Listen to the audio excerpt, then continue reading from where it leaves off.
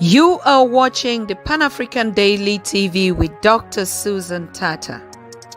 The Africa we want: unity, consciousness, our culture, our spirituality, our history. One Africa for Africans worldwide. Motherland's calling its diaspora home. Join my voice. Join my team. Join my campaign. Campaign 21 hashtag 1 million subscribers on the Pan-African Daily TV YouTube. Be a volunteer. Apply now. Be the new Africa.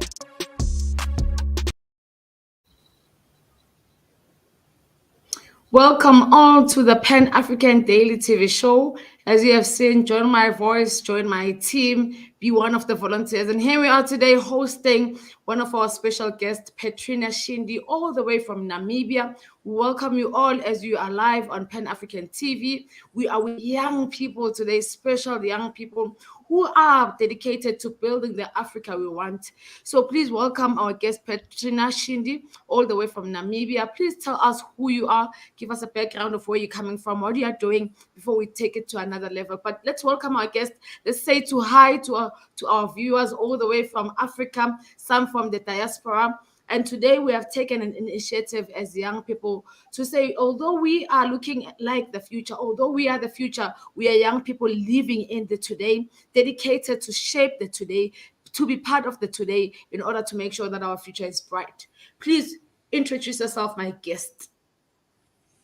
Thank you very much, Nhongo. Greetings, everyone. My name is Petrina Shiindi from Namibia, the south side of Africa. I am in the studio today to talk about the Africa we want and what we are busy doing or trying to come up with for us to create the Africa we want. As a member of Young Executives at Pan-African Daily TV, I'm here to shed some light on to inform the nation on what we are busy doing currently as young executives of Pan-African Daily TV.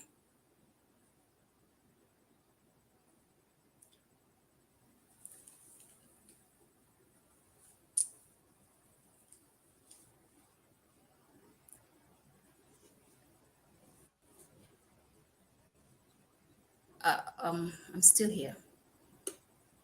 Nhongo, can you still hear me?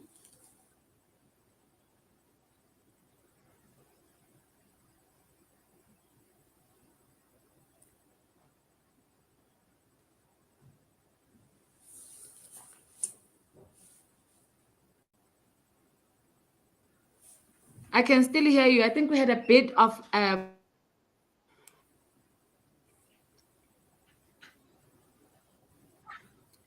Yes, Petrina, apologies about that. I think we had a bit of a connection problem. So I think you can take us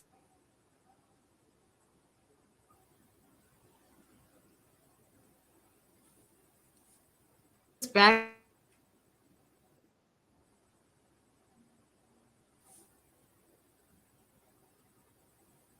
Here today while we hope.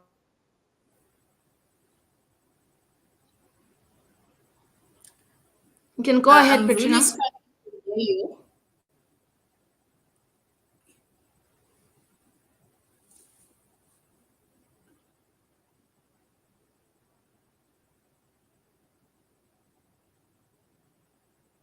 I'm not sure if I'm audible enough because Nhongo, I'm struggling to really get what you're saying. Maybe if I don't know how I can confirm with the viewers if they can hear me.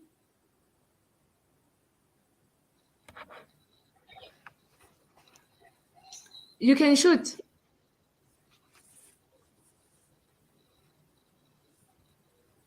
Okay, perfect. As I said, I'm a member of Young Executives at Pan-African Daily TV. We're busy setting up a group of young Africans because we want to create the Africa that we want. So we are busy recruiting or mobilizing young people in Africa, young people in the diaspora, young people worldwide.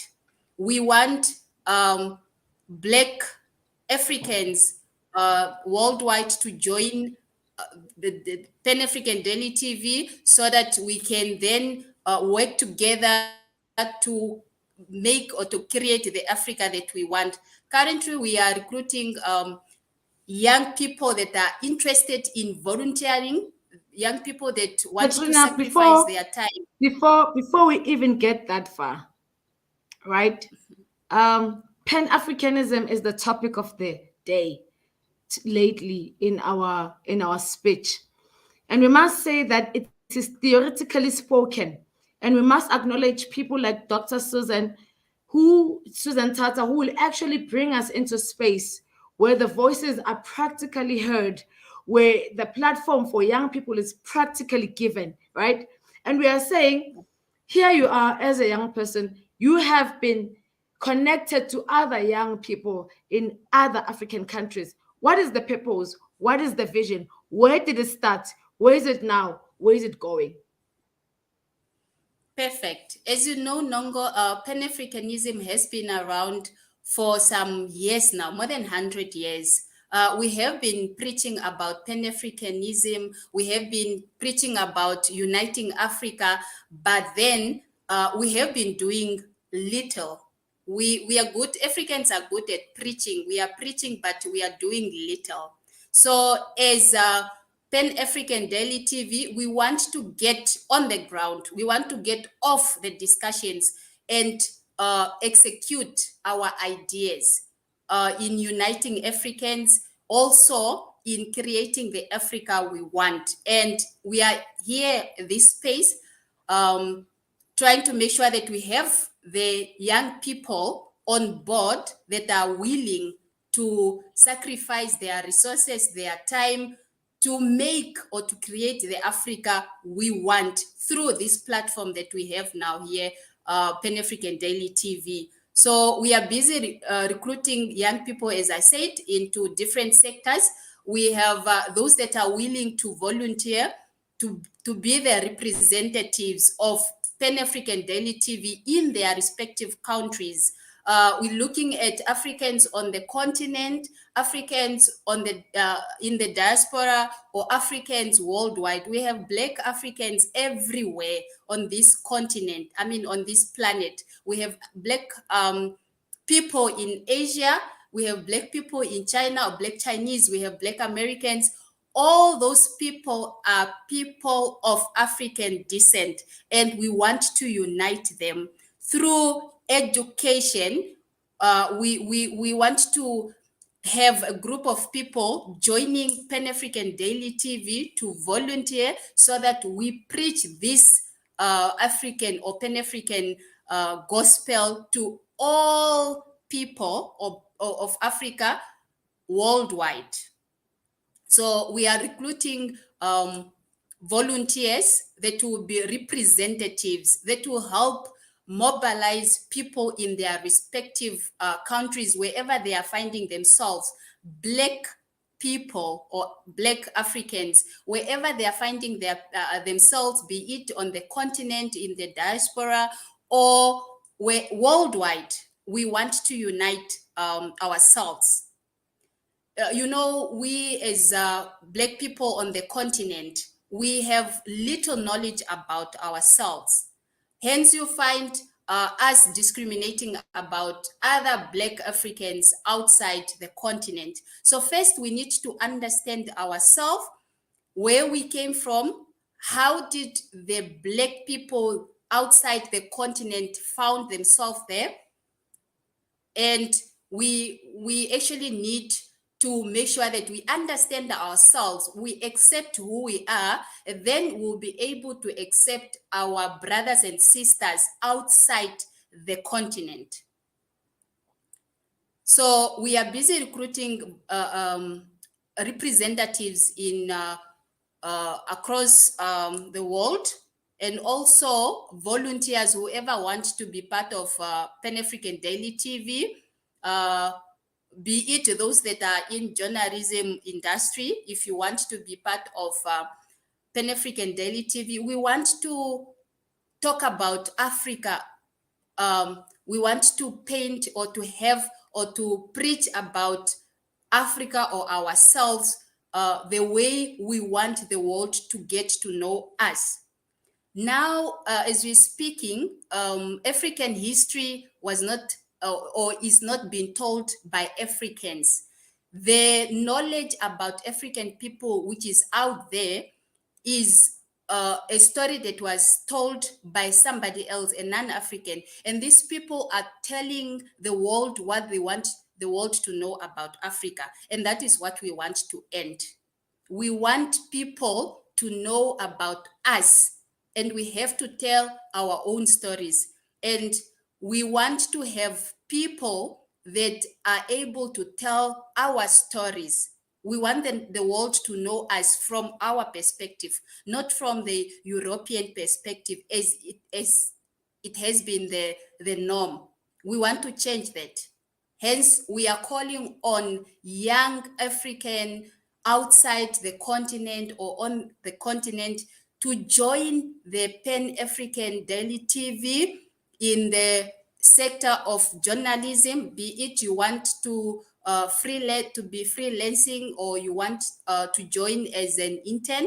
You are all welcome to join us. We need to tell our story, and only us that can do it better because we know ourselves. We do not need outsiders to come tell us about Africa when we are here.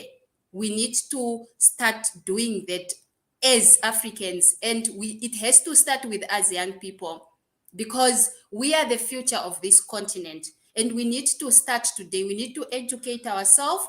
As we are going to get these people on board, we'll be giving lessons on Pan-Africanism. We need to get to know ourselves. We'll be having experts telling us or teaching us about ourselves. We need to know where we came from, how our brothers and sisters ended up being in or in the, outside Africa. How did they end up there? So that is the information that we need to have as Africans on the continent for us to be able to welcome our brothers and sisters that want to return back to the continent. We need to welcome them, and we can only do that if we understand ourselves better, and we also know how they ended up being outside the continent. So those are the lessons that the volunteers that are willing to be part of Pan-African Daily TV are going to get.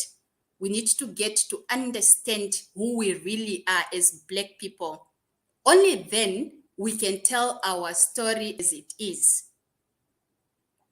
So we are recruiting these people, and whoever is interested in joining Pan-African Daily TV, you are welcome to do so, and that you should be willing to sacrifice your time, your resources.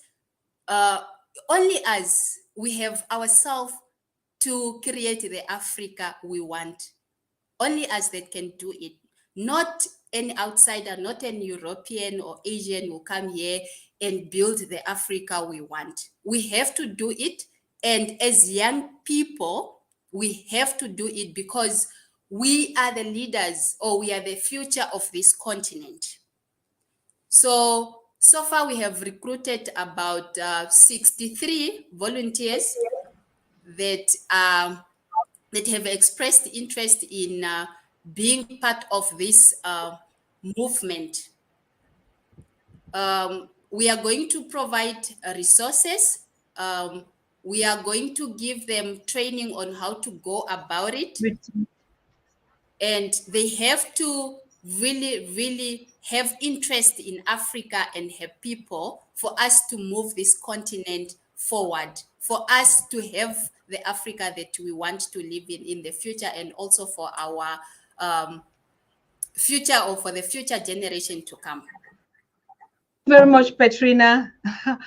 I am very, very thankful, and I'm grateful. You see, I had to step in to back up Nhongo because as you all who are watching saw, she went out of light, out of power, and that's what she's been struggling. We've been struggling for more than um, the whole day trying to put, curate this first volunteer team that is coming to tell you what we've been doing for the past days. So Petrina is the young executive team with Nhongo and a couple of them that will be coming out live this week, 1 hour every day before my show starts. So you can already appreciate what our young people are doing. Petrina, thank you so much because I know you realized that Nhongo was out and you didn't actually know what was happening and you didn't know what to do. Did you feel nervous? Not at all. I felt like, okay, Nhongo is gone. And I know her experience, load shedding in South Africa has been going on for some time. So then I just decided to give the information. I was like, okay, I'm all alone here, but we have to do it. Beautiful. I mean, Yes. beautiful. That's the volunteer trainings, the way we're going to do it. So all our volunteers will be coming here presenting because they have to take over the Pan-African Daily TV in the future. So, I mean, these are already issues that you see on the young executive teams coming up. Did you anticipate something or keep a backup? I thought I saw in your group that you were asking Grace to join in case something will happen. What happened again? Yes, Grace is one of our member, young executive member. Nhongo told us about the challenges that she have in or experiencing in South Africa. So Grace was supposed to then assist her, but fortunately Nhongo came back and she was like, "No, I'm fine. We have to do it." And few minutes, she's no more with us here. It's a challenge. All right. So now you're going to be training the young the volunteers as a young executive team. What are the things that you would be advising them to do? I mean, I will only guide you, but from the way you've seen in the group, how are they reacting? Can you just tell us your experience in recruiting, putting them into groups, and then the way forward? Thank you very much. Young people are excited. They can't wait to get on the work or on the job. They are very much excited, asking when are we going to start. So the recruiting process is going on very well.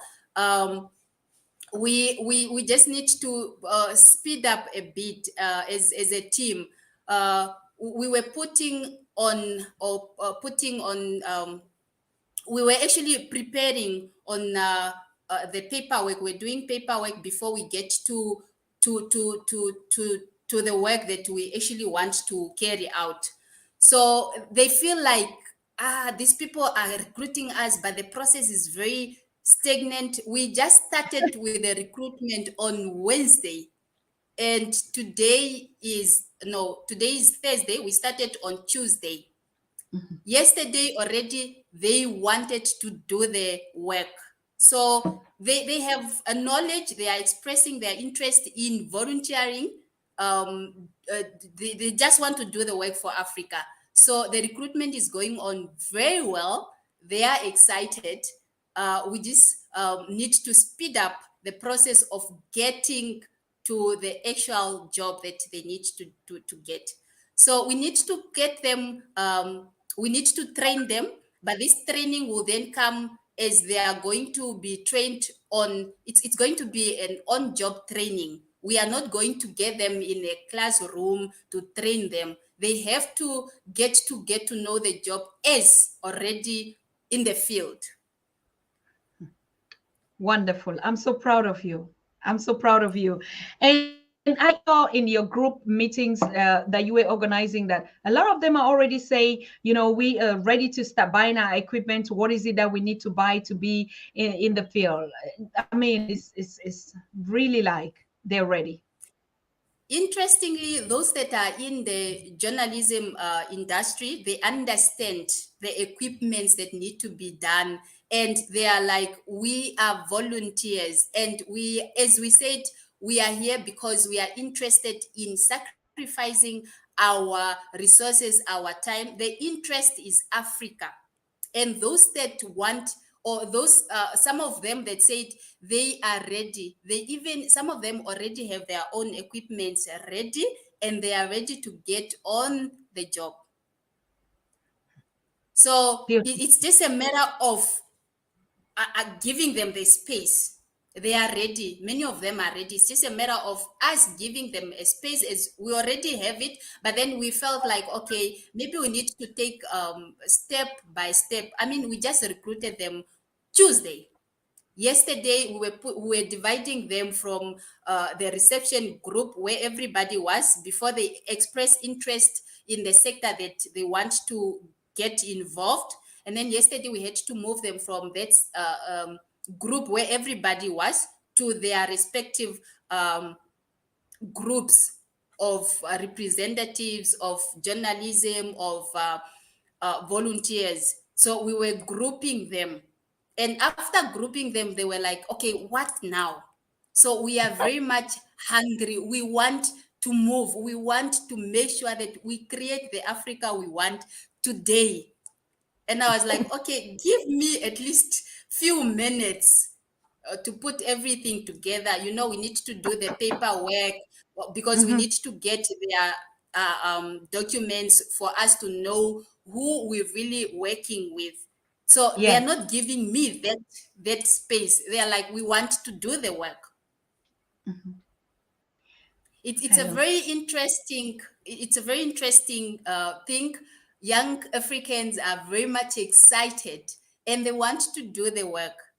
So we just need to speed up our recruiting process, because so far we only have 63 members of volunteers, people that expressed interest in working with Pan-African Daily TV. But we're looking at thousands of people, volunteers, because we want to reach out every corner of this planet.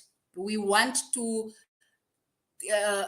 preach, or we want to people to have the a true picture of who Africans are. Who Africans really are. What is about Africa? We want to tell our stories across this planet. We want to reach out to everybody on the continent or outside Africa, as long as that person is from Africa or is a Black person.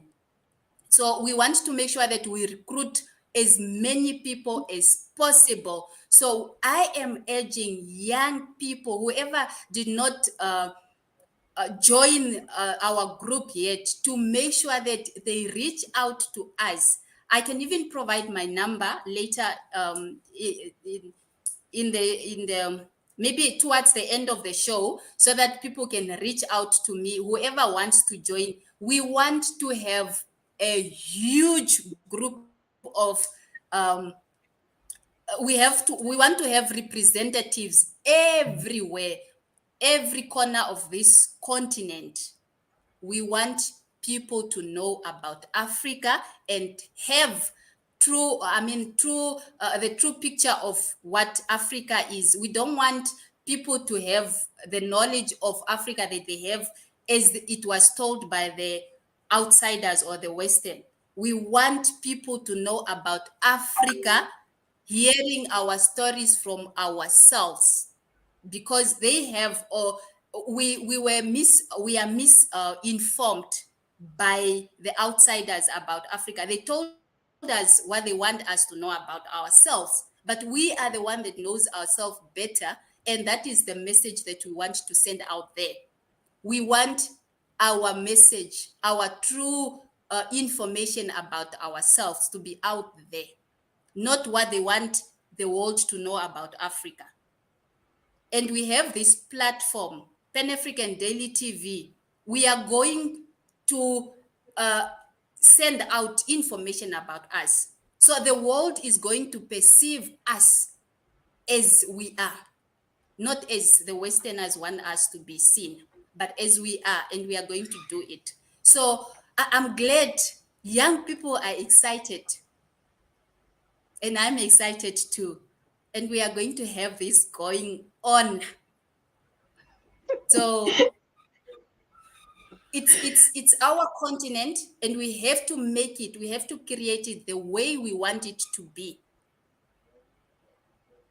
And it's going to start with us young people.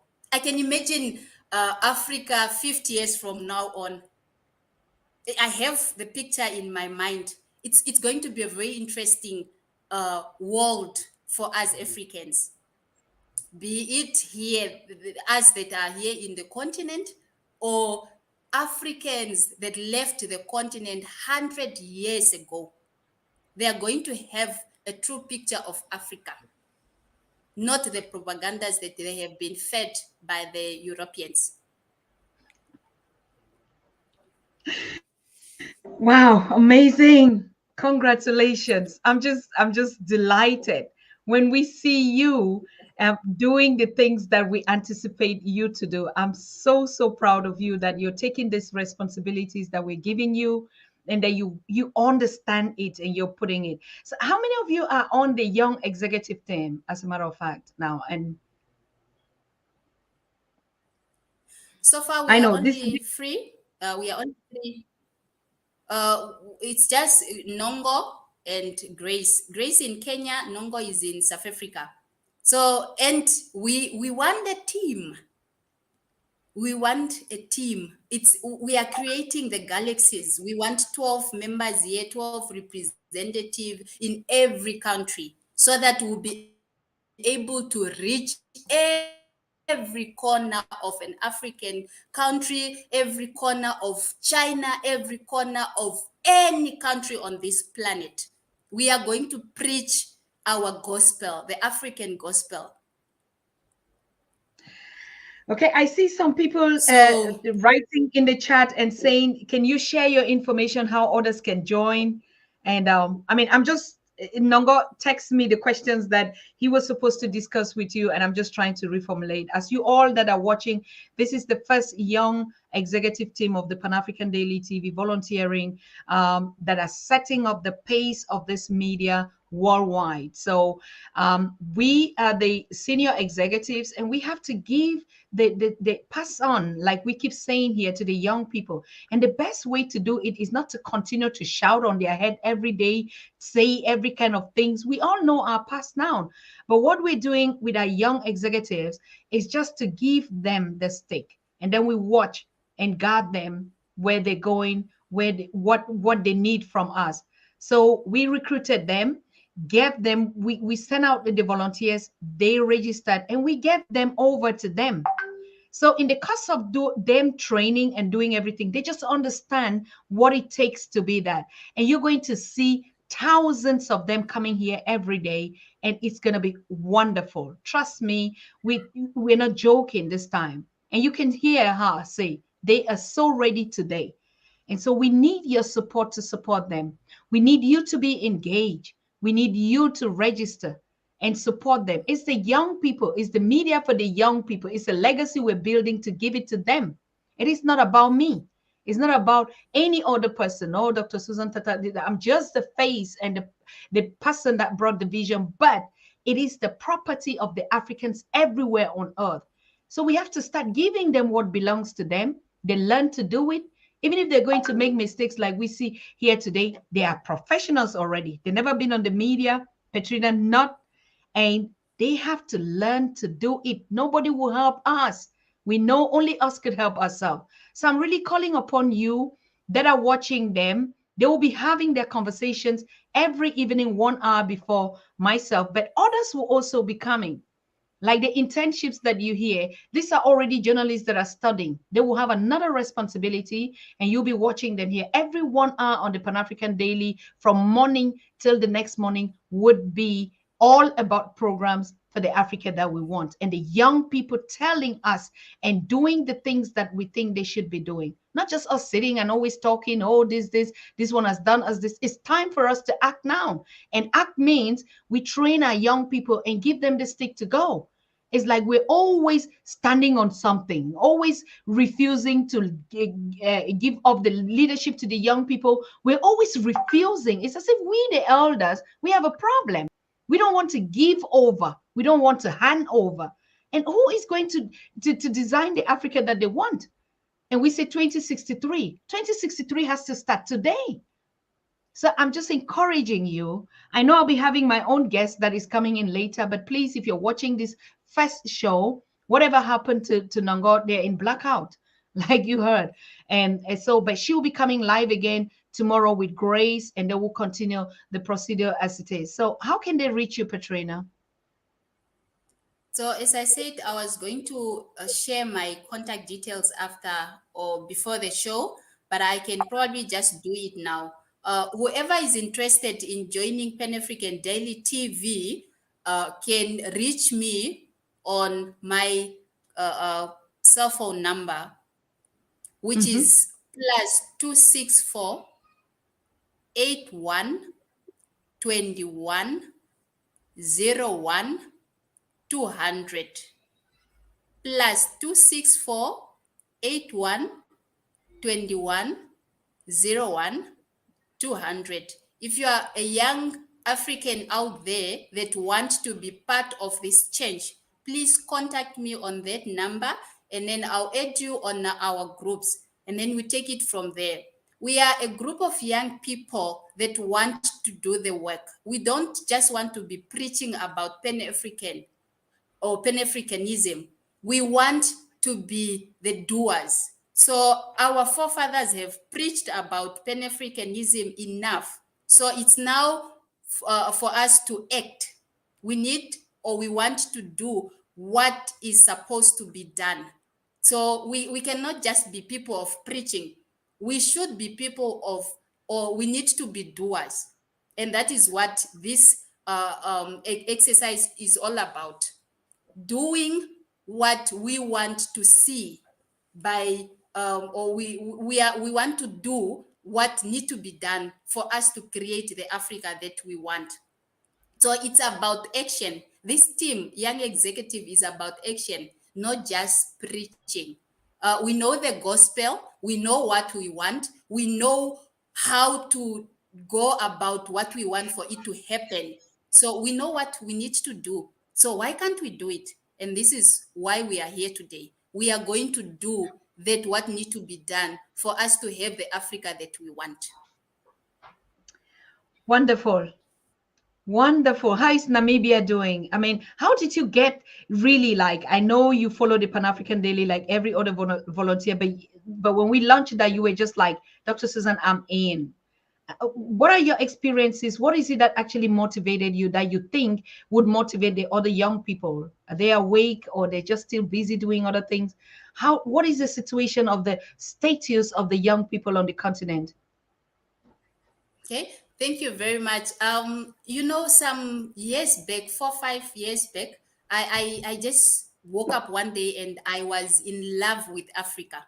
So I have been following the news, how people, African people being treated outside the continent, and that created a feeling in me that I need to love this continent. Africa is all that what I have. And I need to stand up because I'm not liking what is happening also on the continent, how our leaders are doing things. And as you said, they are talking about Vision 2063 when they are not even going to be there. So I have decided to take it up on myself to join the decision-making table. I need to be there because it's either me or my children that are going to be there in 2063. So I need to know what is happening now. As I'm speaking, I'm a young Namibian. I joined politics and I am a leader in my town. I'm a deputy mayor of my town. Young people need to stop crying and join the team that want to do what is need to be done. So we need to stop being cry babies and take things upon ourselves and do what is right, what we think is right for Africa. We cannot just be depending on our leaders or elder people. We have the capacity, we are capable. It's only that we need to trust ourselves. First, one needs to identify themselves. We need to find ourselves, because if you do not know yourself, then you will doubt yourself. So once you know yourself, you'll be able to trust yourself that yes, I'm not young. Your age won't even matter anymore if you know who you are as a Black person. So your age won't matter. Your country or where you are finding yourself won't matter. But what matter is that you need to know who you are. You are part of something big. As a Black person, you need to understand the importance of your color of your skin, the melanin. Only then you understand that you need to stand up. You need to stop crying. So there's a song by Lucky Dube that I enjoy the most, or that actually motivate me to say, I have to take upon myself, because if I'm not doing it, nobody is going to do it for me. So I cannot sit back and fold my hands and say, okay, I'll wait for Dr. Susan Tata to create the Africa we want. No, I have to be part of that team that is creating the Africa we want. And I have decided. Wow. And Deputy Mayor. I want each and every young African, as long as you have melanin in your DNA, please be part of this team. We are a team of doers. We are not just going to preach. We want to get to work. And as I have seen, those that have joined, you know, they are very much excited and they want to do. They want to do the work. So I'm already seeing people that are going to create the Africa that we want. So everybody that joined so far is very much excited. And that motivates me. That gives me courage that indeed we have young African people out there that want to be part of something big, that want to create the Africa that we want. So we cannot be just in Africa that is being portrayed a bad continent, or like we are uncivilized people and all that. We want to stop that and start preaching, start painting or showing the world what Africa is really is. So if you are interested, please join us. We are going to be hard at work. We're not just going to be preaching. We are going to go out there, reach out to everybody, and inform the world or tell the world about ourselves the way we want them to know about us. As we all we all know that there is now war in Ukraine, and the Russian international TV is it's not reaching some of us anymore, like in Namibia, in South Africa. The RT, which is the Russian Today television, international television, it was blocked on the airwave because the Western don't want the world to know the what is happening in Ukraine as it's the true story of what is happening in Ukraine. They want to feed you with their propagandas. Hence, the Russian TV, international TV, was cut off their airwave. So we don't want their propagandas anymore. We want to tell our stories. Our stories. The world need to perceive Africa as it is, not as they want it to be. And that has to start with you. You know, volunteering is the way to go. Every organization or successful organization that you have seen, even the Western, Europe is developed today because of the sacrifice that those explorers had to do those years when they came to Africa. They were volunteering. They were volunteering. They were not, they actually just sacrificed their time, their energy, their everything to get down to Africa. Some of them even walked down to Africa from Europe. They were sacrificing, and look at where Europe is today. So as young people, we also need to sacrifice for this continent so that we are even able to accommodate our brothers and sisters that are outside the continent. Many of them want to come back to Africa. They know who they are. They know they are from Africa because every Black person on this continent is an African descent. They came from Africa. They know their story, where they came from, but as Africans on the continent, we look at them as if they are not Africans because we fail to get to know ourselves. We didn't make time to understand ourselves and our history because we were misinformed or miseducated. The history that we were taught in school, is it the right one? I don't think so, because the Europeans wrote our history because that is what they want us to know. So our brothers and sisters outside the continent know that indeed they are from Africa. But when they return to the continent, we treat them otherwise or we mistreat them. So that happens when us in the continent don't understand who we are. And that is the education that we need to get as Africans on the continent. We need to understand ourselves. We need to know that those Black people outside Africa are from Africa. And we need to welcome them back on the continent, those that want to return. And we need to welcome them as our brothers and sisters, because they are our brothers and sisters. They are not foreigners, as the Westerns made us to believe. They have cut our continent into pieces: Namibia, South Africa, Zimbabwe, Botswana, Uganda, you name all those 55 countries on this continent. And when a brother from South Africa comes to Namibia, or a sister from Namibia goes to Uganda, then that person is a foreigner. We need to get to understand ourselves. We need to know who we are.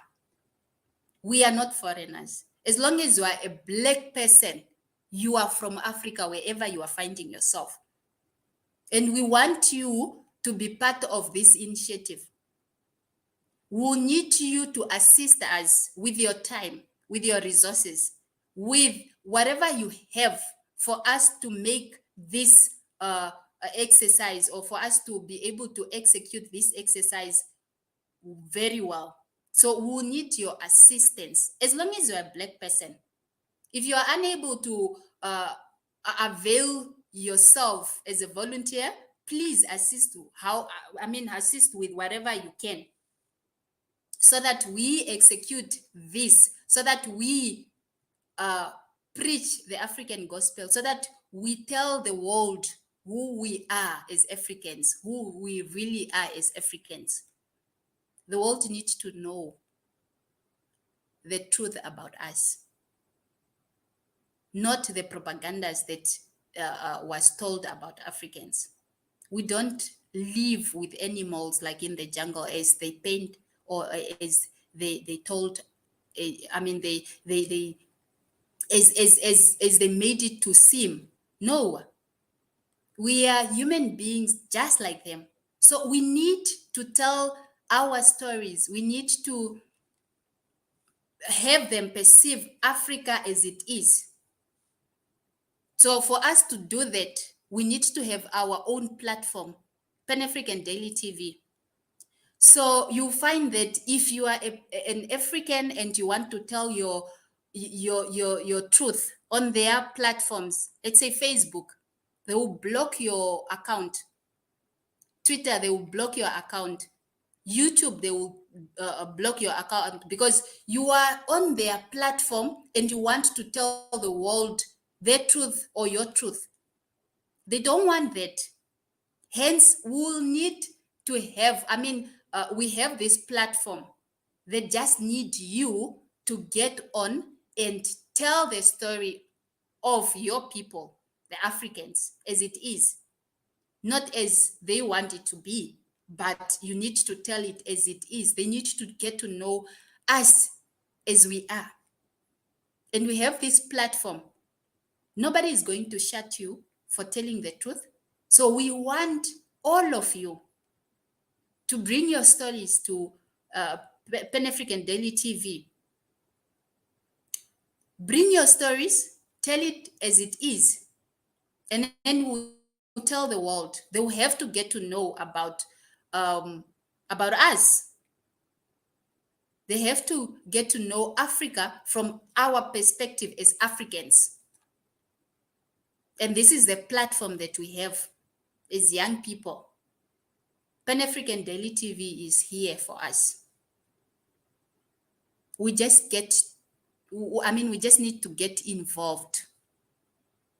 It's about young people. So a wise man once said, a forest without young tree is not a forest. So we need to get involved now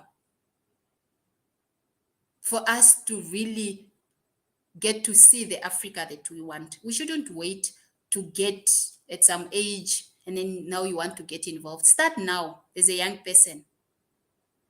We have the platform. We just need to get involved.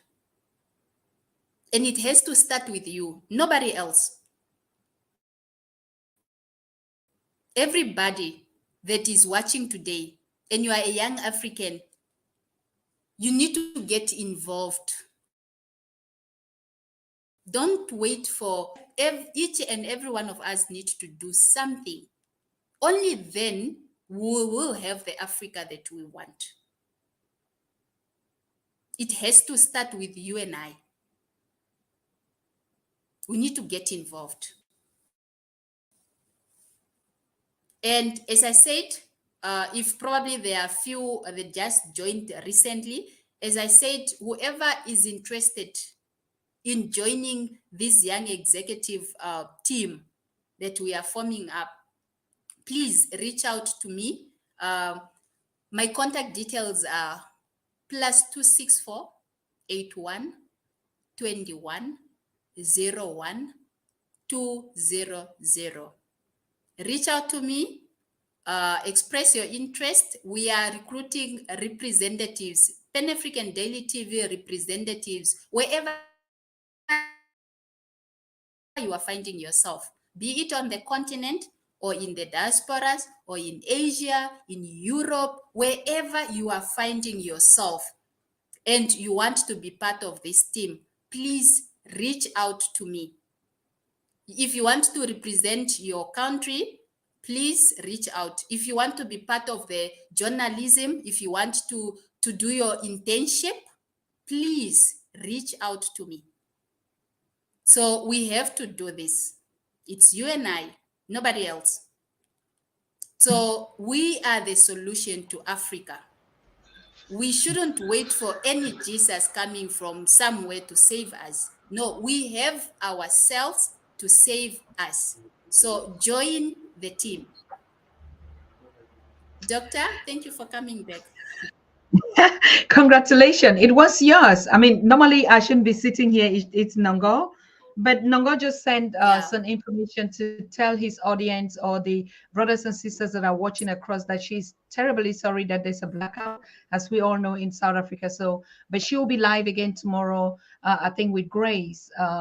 The other young executive, the same topic, and she had really incredible questions that she had to put out here. But Nhongo is going to be hosting, and then next week Grace is going to be hosting, and then the other week Petrina also. So they're doing their own training, as you can see her doing it. And so the next group would come accordingly. So I want to thank you so much, so much. I mean, I just sat behind in the lobby room and I was like, wow, we're so proud. We're really proud of you. If all could wake up, and I think we're going to do it, that's the job that you have to do. We just only like mothers of the nation pushing you, and then just throw you in the nest. Like you said, we recruited on Tuesday and now you're already on camera, and so every other person is going to take his place. And taking your place on the Pan-African Daily means taking your place to build the Africa that we want to see, or we want to leave it for our continent and our children. So I really, really thank you. Can you give that number again? I think people are asking. You said two. Plus What? 264. Hold on. Plus The two area six code, four. yes, Mhm. 81 81 21 21 01.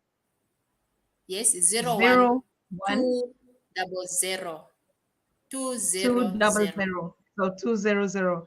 Okay. In any case, Yes. I will still, if I will share it in the WhatsApp group, or anybody that wants it, you can also directly, send us the request in our WhatsApp number here, +491578 211 2379, and we're going to pass you the contact of the young executive teams. The young executive teams are young girls, as you can see her, that are saying we want to join the senior executive team, because we also have our own senior executive team, women, mothers like us, that are advising the young girls, and the young girls will give it to the others. It's not only about girls, as a matter of fact, but it is about motherhood and how we train, because a lot of things have gone wrong. Everybody has to play his own role. But of course, we do know in ancient Africa, the mother queen was the one that actually put the king. That's the fact. And these are stories we don't know, because normally the kings were the sons of the queens. Okay. And so nothing strange about it. It's not about positioning. It's not about, oh, it's the women. That's a typically wrong ideology, and exactly the kind of programming we've been taught. No, we are one. Everybody playing his own role. So the girls are taking over from the mothers. The mothers, we take over from our elders. And so we pass on that trajectory. So nothing is going to happen anymore. Everything is going to be fine. Thank you. Thank you. Thank you so much, Petrina. What is the last thing you want to say? Because my own guest is waiting. I was supposed to start my own program now, but I had to sit in for you. No problem. So how do we go from here? Who is going to be next on the show tomorrow? And Lawrence was saying, can you just explain a little bit how long we'll start getting the orders on here? Okay, thank you very much, Doctor. Tomorrow on the show, we'll have Nhongo and Grace as the guest. Mm-hmm. Now, on the question on how long people should wait, we are starting already. We have started already. We are here today. So whoever is interested in joining, as I said, they can reach out to my number as provided, and then we'll group them according to their interest. If the person says, no, I want to be the representative of Pan-African Daily TV, wherever I'm finding myself, we place them on that specific WhatsApp group where we are sending communication regarding the task or duties of representatives. If the person is interested in being a journalist or freelancing journalist, or maybe the person is a student and they want to do their internship, they can still also reach out to me, and then we'll group them. We'll put them on WhatsApp groups specifically for the area or the sector that they are interested in. So at the moment you join, and then we have to already get to do the job. So if you join and you have the resources in place right away, wonderful. We can't wait to have you on the team. So those that they are ready to execute, already we are going to send them out there to do the job. So few that need to be assisted is the ones that we are now giving the training on how to go about it. But those that are experienced, like those that want to do freelancing, already they can start. We just need to give them guidances on what we need them to do and how to go about it. And then they can start right away. What we need is their time and resources. Somebody needs to have a heart of Africa. They need to be in love with Africa. And then we'll be happy to have them on the team. Beautiful. Could you just give us just a number? How have you grouped the country representatives? How many countries are representing now in this first group that you're having? So far, we have 36 representatives from different countries on the continent, and also some that are in the diaspora. Really? Those that are in the Caribbean, yes. So far we have about 4 from those that are in the Caribbean, and those that are, we have 36 representatives. We have 4 from outside the continent, 3 in the Caribbean and 1 in Europe, and other 22 are on the continent. Those are the representatives. Now, we have those that have expressed interest in journalism. We have 26 of them. Those are the ones that we have grouped so far. Wow. So which countries are they representing? Is any of the 22 representing each country, or they are like 2-3 that represent one country? Quite interesting. We have 2 from South Africa, I should say. Just a moment.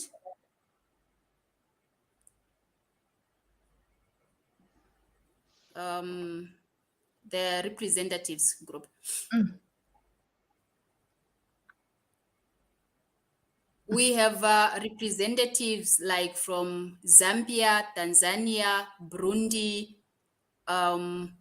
Kenya, Sierra Leone, the Gambia, Nigeria, South Africa, Cameroon, Swaziland, Malawi, Uganda, Ghana, Zimbabwe, Namibia also is represented. Wow. Yes. This is amazing. Not even up to 2 weeks, Petrina. Congratulations. That was just yesterday we're grouping them. They joined Tuesday. And still we have those that have joined, but they haven't expressed interest yet. We have them still on the reception group where we receive everybody, and then we move them from that reception room to their respective groups. So still we have about how many people in the reception group? About 40.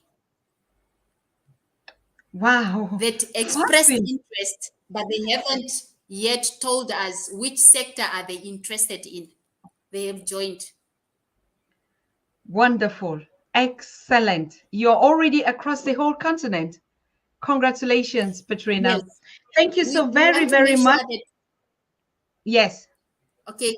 Thank you very much, Doctor. We want to make sure that we reach every corner of this planet Earth. Wow. With the African gospel.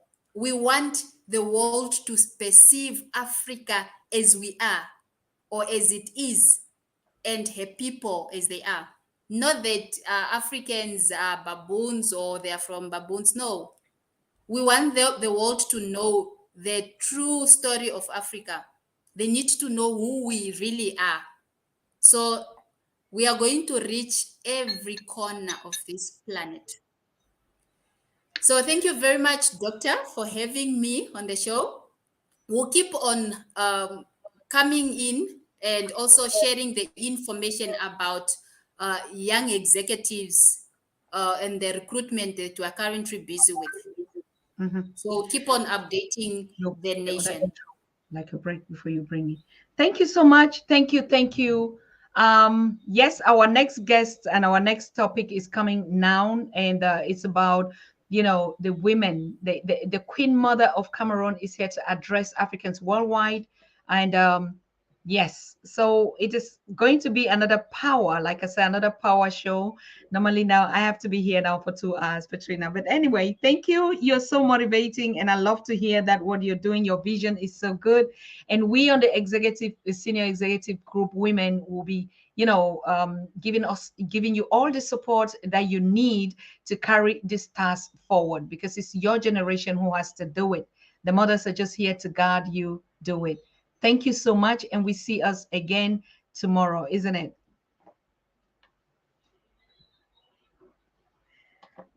Okay, she's out. So take out. We are getting into a topic for today and this show that is coming up with our Queen Mother from Cameroon. So please, we take a break and then we bring her into the studio. So just drink some water and sit down. This is gonna be another heat, like the Queen Mother that we had from Panama. This one is saying, hey, African women and men, wake up. The time is now. So after the break. You are watching the Pan-African Daily TV with Dr. Susan Tata. The Africa we want. Unity, consciousness, our culture, our spirituality, our history. One Africa for Africans worldwide. Motherland's calling its diaspora home. Join my voice. Join my team. Join my campaign. Campaign 21 hashtag 1 million subscribers on the Pan-African Daily TV YouTube. Be a volunteer. Apply now. Be the new Africa. After centuries of misguidance caused by slavery, colonization, lack of awareness of our history, and institutional disinformation, a new Africa is on the move, determined and getting organized. Afrika tuko pamoja. Welcome to the United Kingdoms of Great Africa. The United Kingdoms of Great Africa is the credo of the alliance movement of all African intelligences around a common ideal, the unity and development of a strong, conquering and completely dedogmatized Africa through the channel of a strong organization called the Africa We Want Global.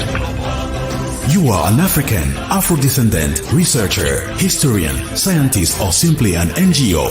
You want to be part of this great historical march towards the total freedom of an uninhibited Africa? Visit our website www.africawewantglobal.org. Register and discover the range of our platforms for change. AfricaWeWantGlobal.org. Join the kingdom, be part of it. An initiative of Dr. Susan Tata.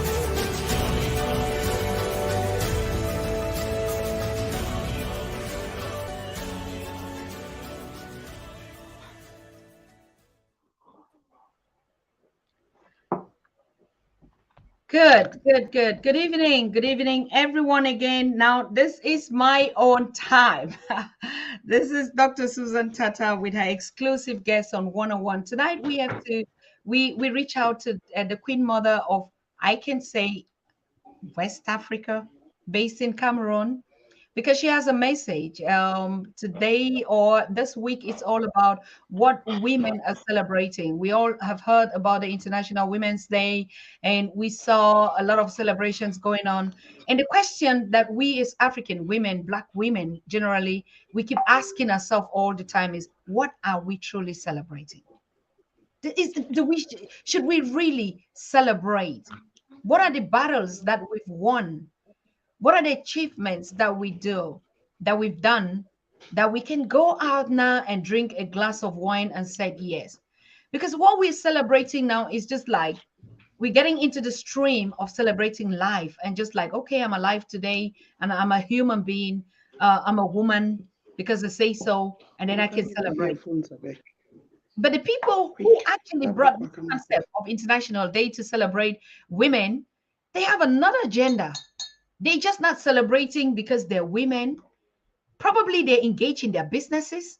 and they want to sell something to us who would buy and celebrate and dance with them.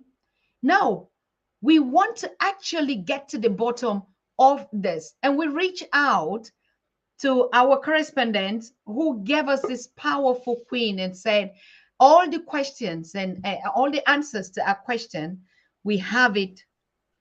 We have everything we need. So I am so, so grateful that Queen Mother Africa, your camera is a little bit dark. Mabi, I don't know. We really Yes.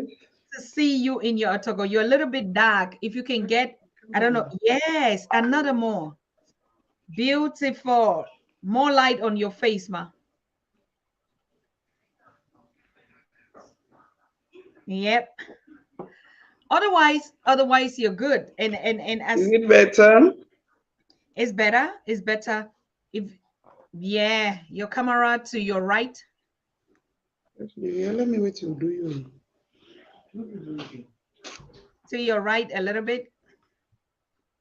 Or to your left. I think yes, yes. But we can't really see you. It's Is a little it better? It could be much better if you can make it more better. If you throw some light again in your face, ma. I'm thanking everyone that is here tonight. Please make sure you're sharing this link for our people to connect, because the Queen Mother Africa from Cameroon is here to address us, just like we had the Queen Mother from, yes, more better, much better. He's taking a see. Right. Susan, can you hear me? I can hear you perfectly, Ma. Can you hear me? Hmm? Is Are it you better? here? Yes. It's better. It's much, much better. But can you hear me? Yeah, but I can't get a word from you. Oh, okay. Wow. I hear you perfectly. The audience also hear you, but I don't know how. You know what? Just give us a couple of minutes. Let's refresh, and then you join again. Can you hear?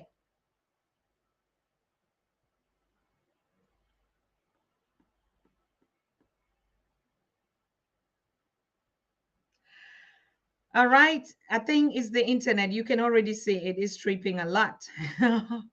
Please just be patient. You know what we need. We know what we need. We know who we are. Don't give up, even if we are tripping, even if the technique is doing everything to stop us. No, we're not going to be stopped. And I don't know. To me, do you want us to refresh? Try to refresh me. Let's see. Give us a minute. Let's refresh the stream. Probably we're going to get her this time much better.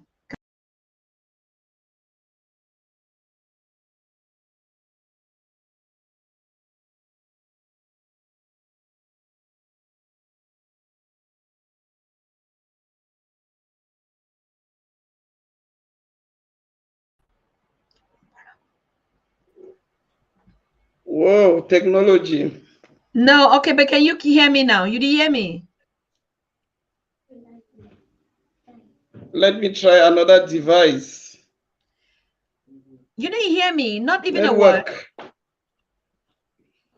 That's our Cameroon SU network. I know, I don't hear, but the thing I say, I hear you, all man hear you. I don't know how you need to hear. I hear you. I don't hear you. It's just so low. Like, okay, ma. You want changer?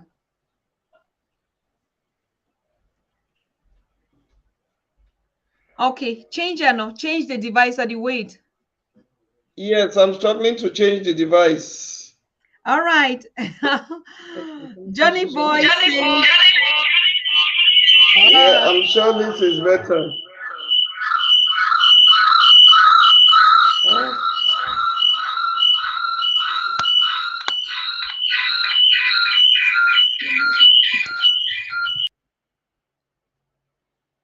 Okay.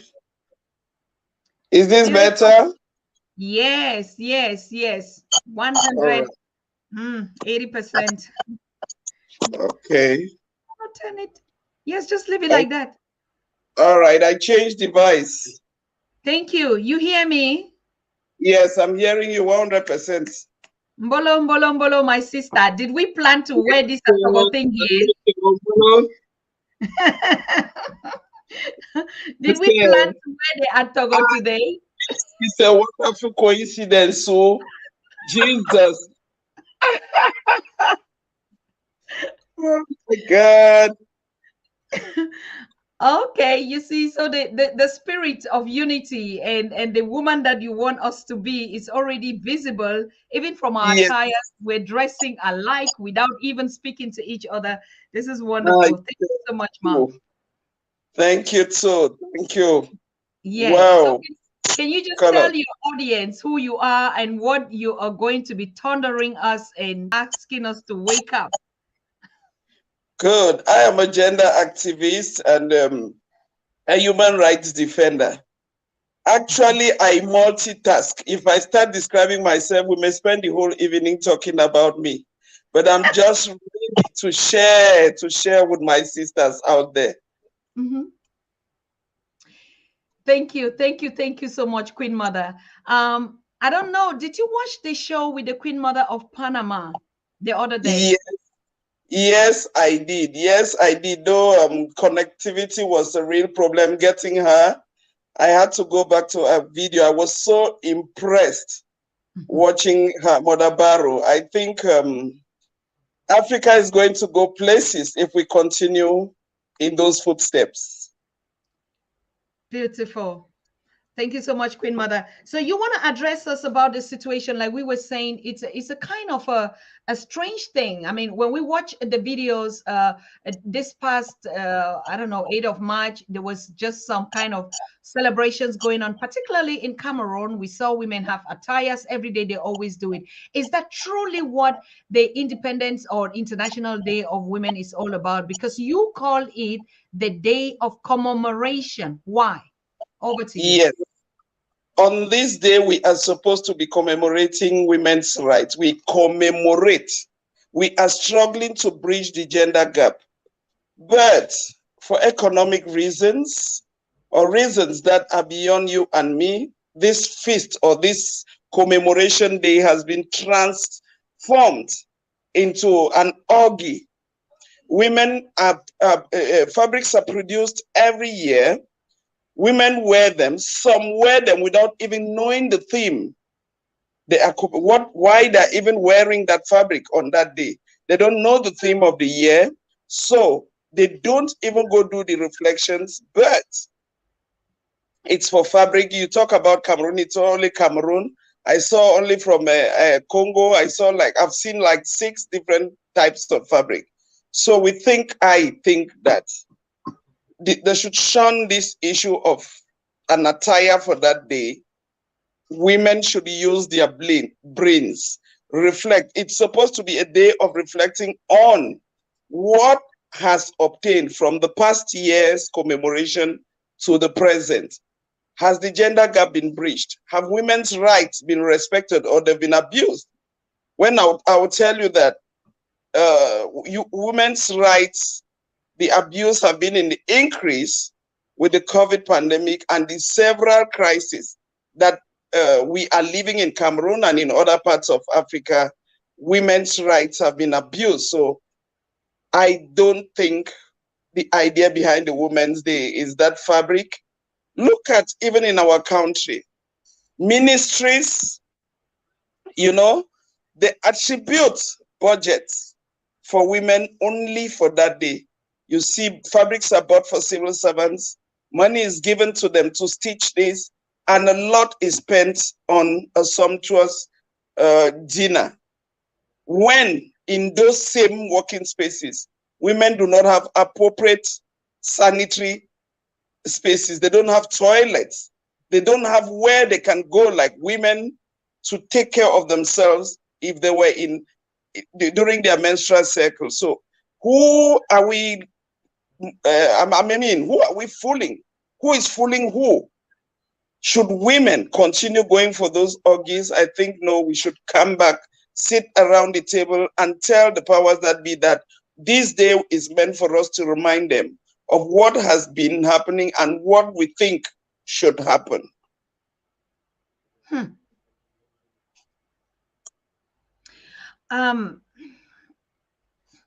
The institution itself, Ma, it's a problem. Even the system, even I don't know how we want to even start it. Why do you think that even if we sit around the table and say, okay, there's not equality or whatever, if you look at the mindset and the way the world is evolving and the role of the African on the continent and in the diaspora, do you think even just sitting on the table and talking about this will solve our problems as Black people? As Black people, we need to unite. We need to, combine our forces, combine our thoughts, and talk like one person. Sitting in different areas will not resolve our problems. Our problems seem to be the same across the continent. This is when you, our sisters of the diaspora, should come in. The problems in the East, in the West, in the South, especially of women, are the same. But if we were to come together like women from this continent, women, Pan-African women, women of the diaspora, and raise our issues, I think we'll get the Africa we want. We complain every day, but we don't walk the talk of our complaints. We need to change the narrative and start talking like sons and daughters of this Black continent. We know who our grandfathers are.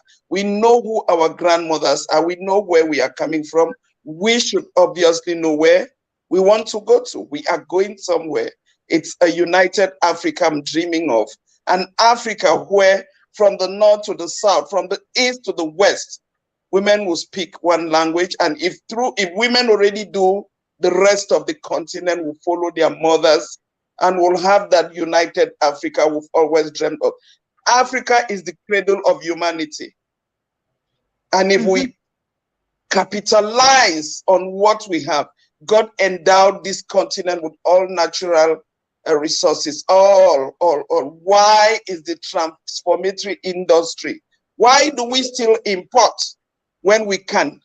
Every produce that our soil or what nature has endowed us with should be used in our continent to create jobs for our children, who on daily basis will here go and drown in the desert, go and drown in the oceans because they are going for greener pastures. They only go for greener pastures because what they need on the continent is not there. A united Africa can offer that for the African children. Ma, I hear you, and I hear you so well, and you've been very, very articulated. You're the voice on the continent everywhere, running from one country to the other, trying to put ends to all this. Do you really think that the continent is listening? I talk about the leadership and even those institutions.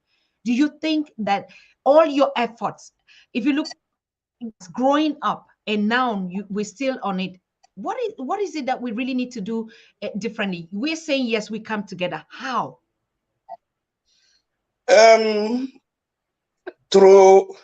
We have so many movements. I take the Pan-African Federalist movement, where I am chair for women's mobilization. We are looking towards a united Africa. We cannot unite if we don't even have that root, that institution that brings us together.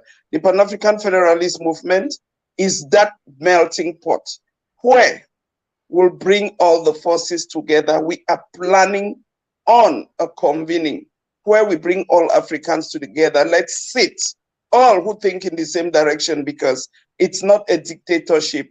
It's something that should come from within. Every African should feel that it's high time we changed the narrative. It's high time we stayed out there, slaving to others, exporting all the raw materials we have and not giving back to our continent. Those of you in the diaspora have to join us, because you have to come back and give to this continent. We will only have our names in the sands of time if we invest in where we came from. You heard from our sister from Panama.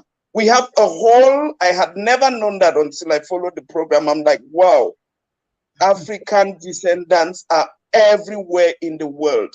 The sooner we unite, the better for us. And we can do that. It is very possible. We already have the African Union.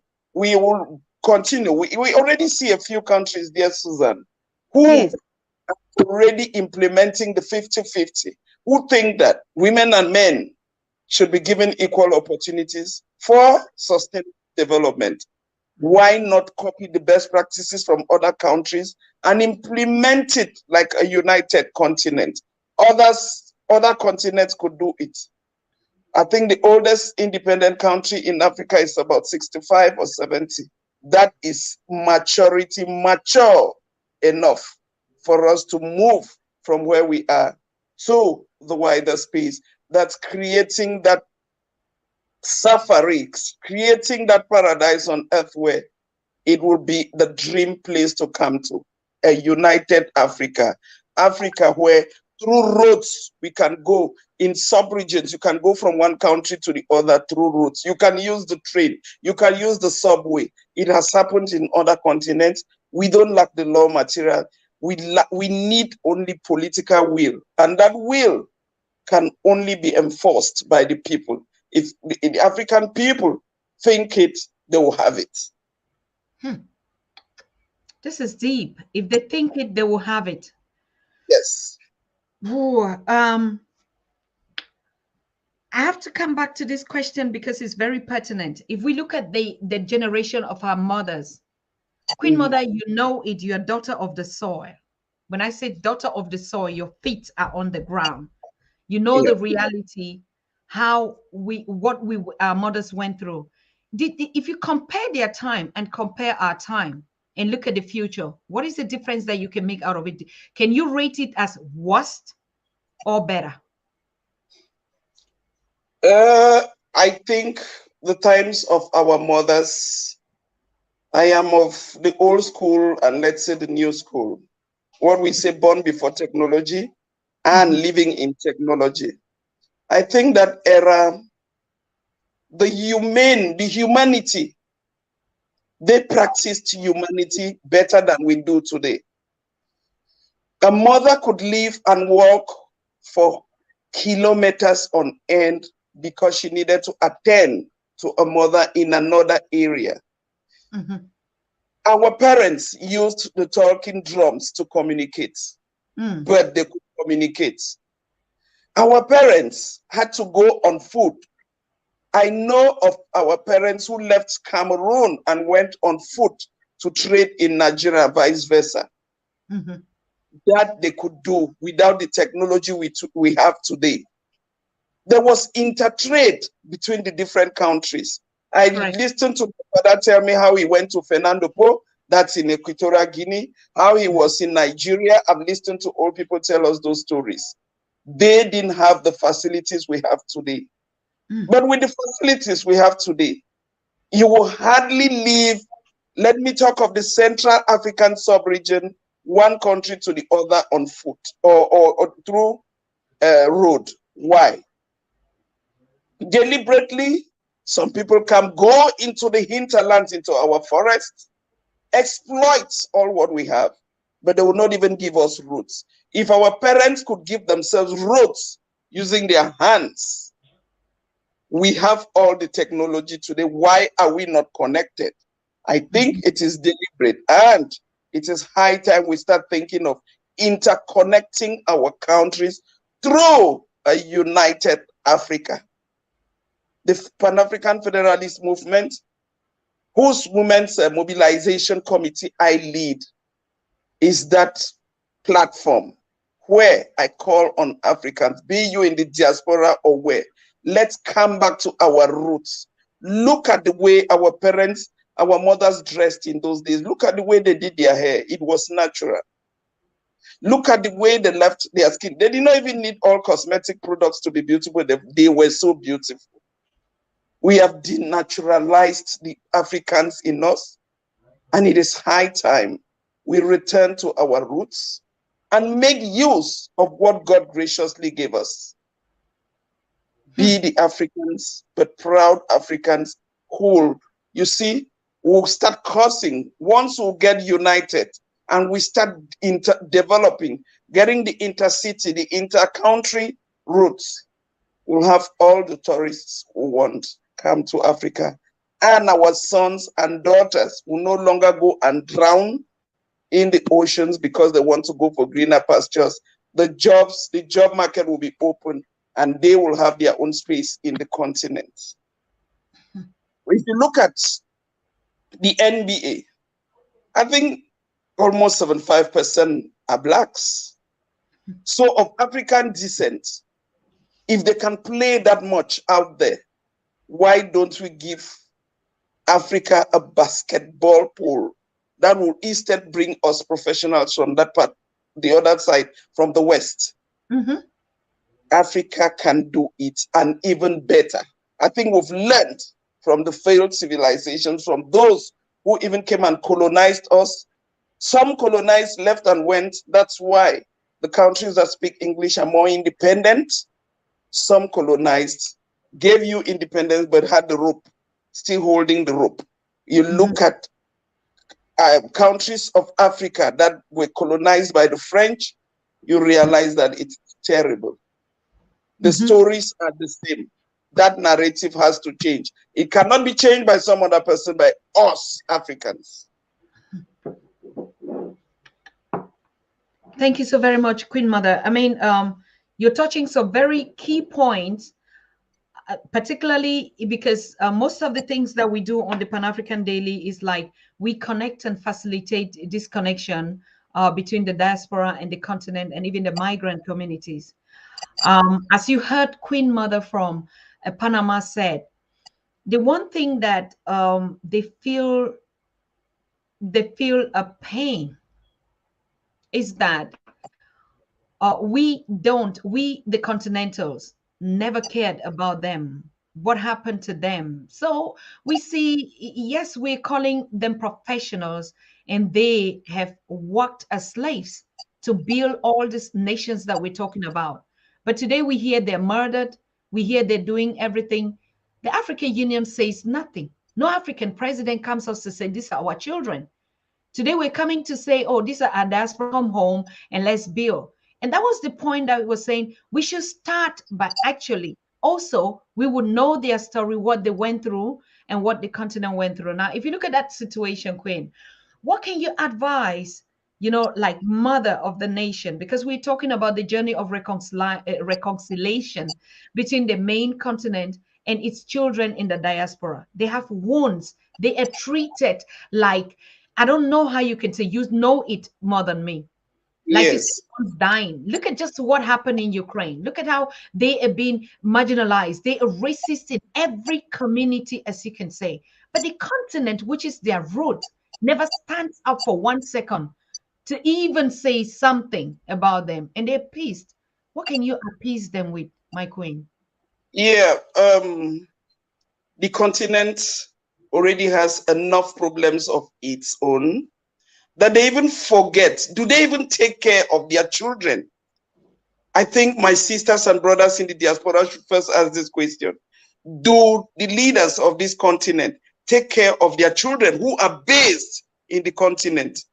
If we had that good treatment, I don't think we'll be crying of our brothers and sisters who drown every day because they are, or the thousands that leave every day for greener pastures.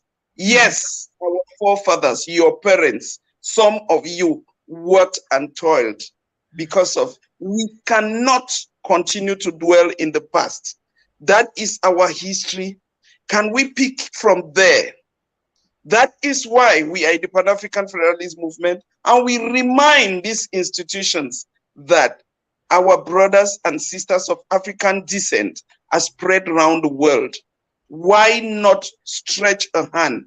I want to tell you, my dear sister, with assurance that Cameroon, where I am, the Northwest region from where I come from, if it is constructed at 70% is done by our brothers and sisters in the diaspora, which means the diaspora has a role, a big role, principal role to play in Africa. What I'll tell my brothers and sisters out there is, let's look at the way in the outflux of victims of the crisis in Ukraine. You realize that people of color, us, were discriminated upon. This is still proof that if we were to come, there is space in our continent. If we were to retrace our roots, refer or plow back. Let's just think of the fact that we originate from here and we want to give back to where we came from. We should not put the complaint in front, but we should come out of that and say, if those leaders do not want to recognize us, we recognize ourselves, and we are going to come back and gain our space. There is a project, the returnees. I've seen quite a good number of returnees who've come back and could identify their roots, some in Nigeria, some in Cameroon, we have big actors, we have Oprah Winfrey's, we have who we should be looking forward to using as our influencers. I mean, look at even the film, look at all what is happening out there. This color has a lot of worth. Our descent has a lot of worth, maybe because of the overwork that our ancestors did. That's why we are so resilient. That's why we are workaholic.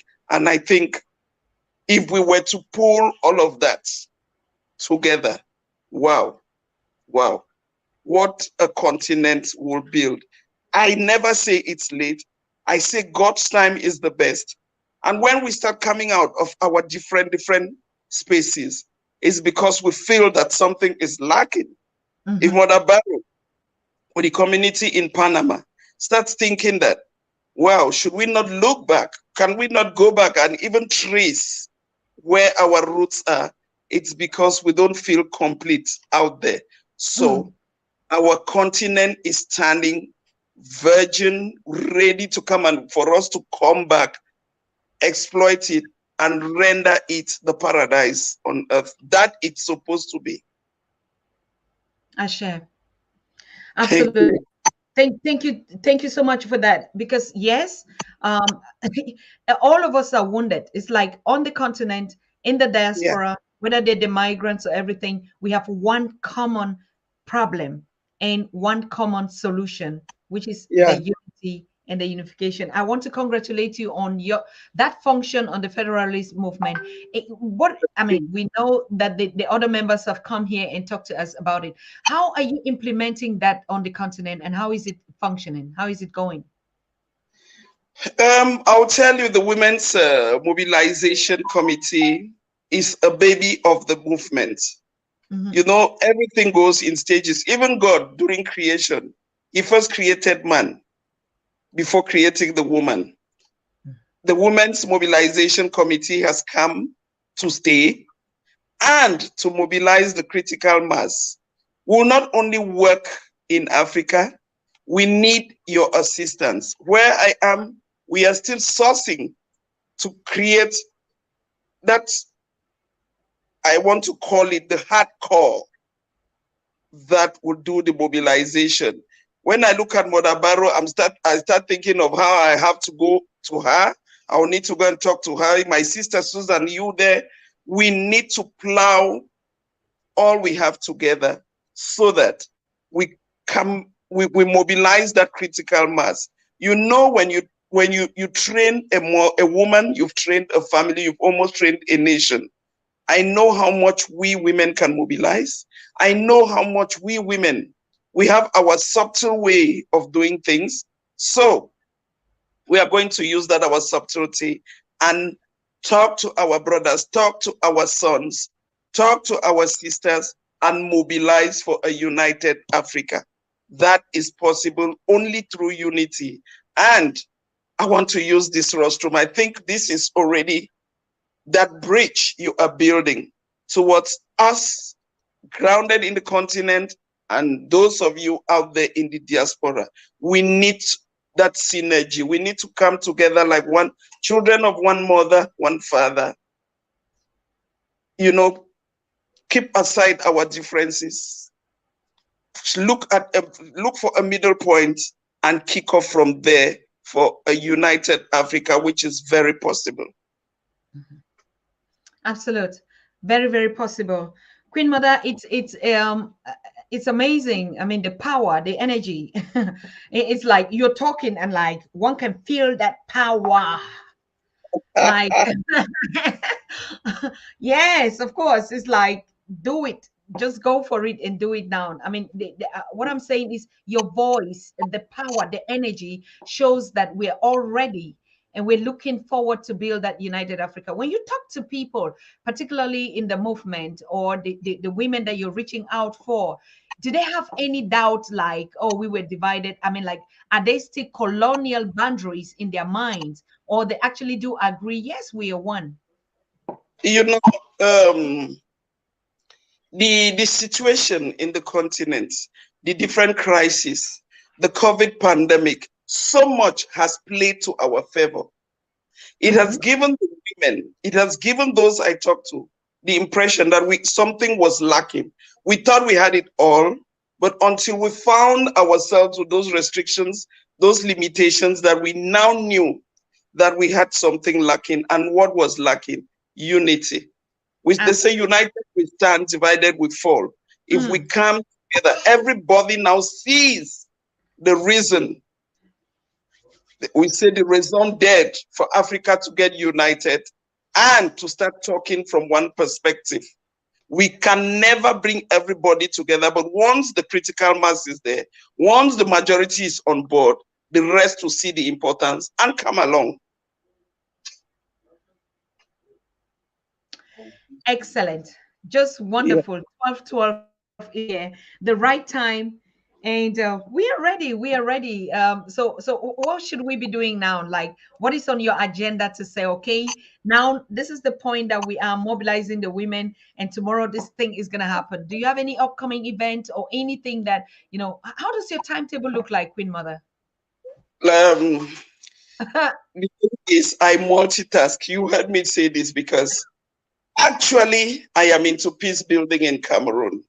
We are in crisis in 4 regions of the country, and it is I have a tight agenda.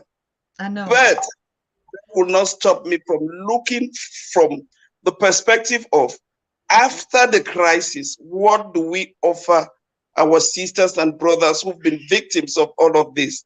We start telling them, let's build the foundation.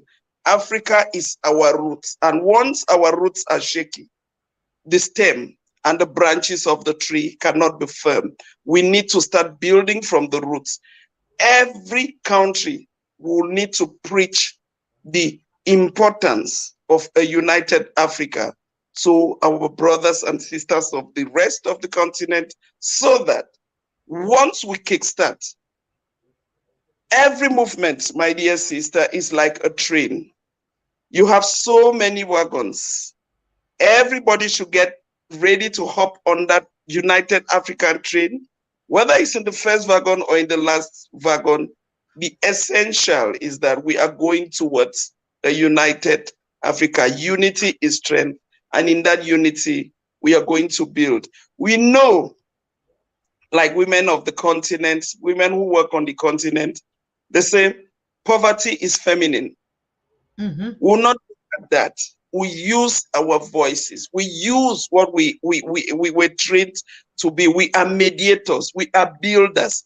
We can use the naturals that we've been endowed with to talk our men into looking at it from, if we can build homes, we can construct families. I think if the women were to be mobilized, if we are, as we are planning to do, we are going to move Africa to another level, a united Africa. There is so much to be done. It's all of us together. It's not one person's thing. We're going to be listening to everybody, take opinions from every sister in every part of the continent, the world, where you have 2, 3, 10 Africans gathered who will need to hear from them. What is their opinion? And, you know, we find a middle lane, like I like saying, do centralize all our energy and build that Africa we want. Thank you very much, Queen Mother. You talked about the conflict in Cameroon and on 4 fronts, and yes. But the international community or Africans know that there's a conflict between the Southern Cameroons and the La Republique. Nobody knows about a 4 front, and you, like a mother, trying to put that as pieces. Can you just give a little bit on what 4 conflicts are there, and how is the process looking like? Is there something we could start saying yes, or any support? How is it? Just inform us about what is going on. In 2014, we lived the Boko Haram insurgency in the extreme northern region. And before that, we had this effect of armed robbers who were terrorizing the population out there. Intertribal conflicts also are persisting. Let's look at the most recent one that happened between the Arab Showers and the Muslims. It was a very bloody conflict, a latent conflict that has been brewing within time. It's a climate change. It's a climate change crisis. Each time the water tables go down, you have these conflicts between farmer graziers and fishermen. We have in the east of Cameroon a problem of incursions from the anti-Balakas and Selekas of the Central African Republic, with a resultant hundreds of thousands of refugees that have come, who've even been offered selective return, and they are not ready to return. Their presence in that region causes tensions between them and their hosts. You will agree with me that you cannot host somebody who is treated like a king, and you, who is their host, you are a pauper. You will not accept that. So there are crises between them. Then the most talked of is the crisis, the ongoing socio-political crisis in the northwest and southwest regions of the country. That has been on since, it began from what the world knows. Teachers and lawyers going to the streets to ask for better working conditions. It went, I like putting it this way. They began by using a peace branch. From a peace branch, it went to sticks, clubs. From clubs, it went to rubber guns. From rubber guns, it went to Dane guns. From Dane guns, it went to real sophisticated weapons. And today we have, every day that God has created, we have reports of, today we lost a traditional ruler. Let's pay him homage. Look at how we addressed a traditional ruler and the wife from the Northwest Menchum division, who went for the installation of another traditional ruler. On his way back, his convoy was attacked by, again, herdsmen. This still pushes us to look at the intertribal conflicts. There are so many intertribal conflicts between herdsmen, farmer graziers and farmers, herdsmen, and the Fulani population and the Christian population. If you go to Menchum division now, the situation is not the best. The mosque has been burnt, a whole quarter that where people of Muslim background are living has been razed down because a traditional ruler was slain yesterday about 4 p.m. Every day is the situation. Women of Cameroon have lamented, we've cried, we've done all through our impulsions. Of course, we came together like women, like mothers of this nation. Last year in July, we organized a National Women's Peace Convention, first of its kind, where women came from the 10 regions, from the 58 divisions of Cameroon, sat around a table and told the powers that be, what we think should happen. We are asking them for a continuum of dialogue. We are asking that even the centers that have been created to receive our children who leave the bushes because they were enrolled in either the Boko Haram or whatever, they should be rendered productive. Because if you take them and only go and keep them without using them for a particular, training them in a particular trade, you keep giving them the impression that they are useless and they'll have the tendency to want to run back. We are continuing with this push. We are continuing with calling the government. Dialogue is a continuum. And when you go to the dialogue table, you don't talk to your friends, you talk to your enemies. All the stakeholders in this different crisis should come around a table. And I want to use this opportunity to tell you, we know that our brothers, so many of our brothers and sisters in the diaspora are involved. Let them rethink. Our people have suffered enough. They should rethink their stance. They should. I think it's only a fool who does not change. If you came up with a strategy and it has failed you for this length of time, why not rethink? Why not rethink? I think the worst of wars on earth still finish around a table. Why not us? Why not what we are living here? It can finish around a table. It is possible. We should be able to think of what the civilian population, our parents who ask nothing, our little children who ask only to go to school, what they are going through. And I think if we think of them like our relatives, like our mothers. Susan, each time I talk about this crisis, I get emotional because it is rare. We've seen our mothers transform into grave diggers. They don't only dig graves to bury their sons who've died, they turn around and become caregivers of the little children their sons left. Our brothers and sisters in the diaspora, there is so much you can do to help us come out of this quagmire. It has gone on for too long, and the population, I tell you, have been suffering. Little progresses I made. Yesterday, I learned that the road from Kambe, a car could finally plow the road from Kambe to Bamenda town. It had been impossible. It happened. Mbengwe to Bamenda. Can you please continue making those concessions? Think of the poor population. Think of our children who've not gone to school now, some for 5 years. What future can you build with illiterates? Our children need to be educated.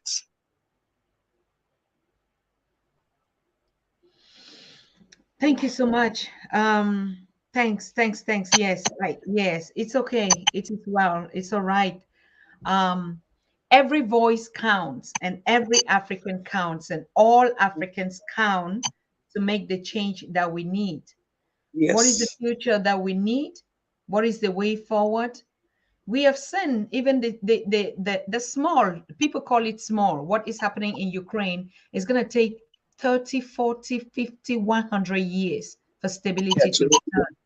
Yes. If you look at Libya today, you know, it's easy to say war, but it's difficult to stop war and become back to normalcy. And so the price is always too much, heavy to pay. Yeah.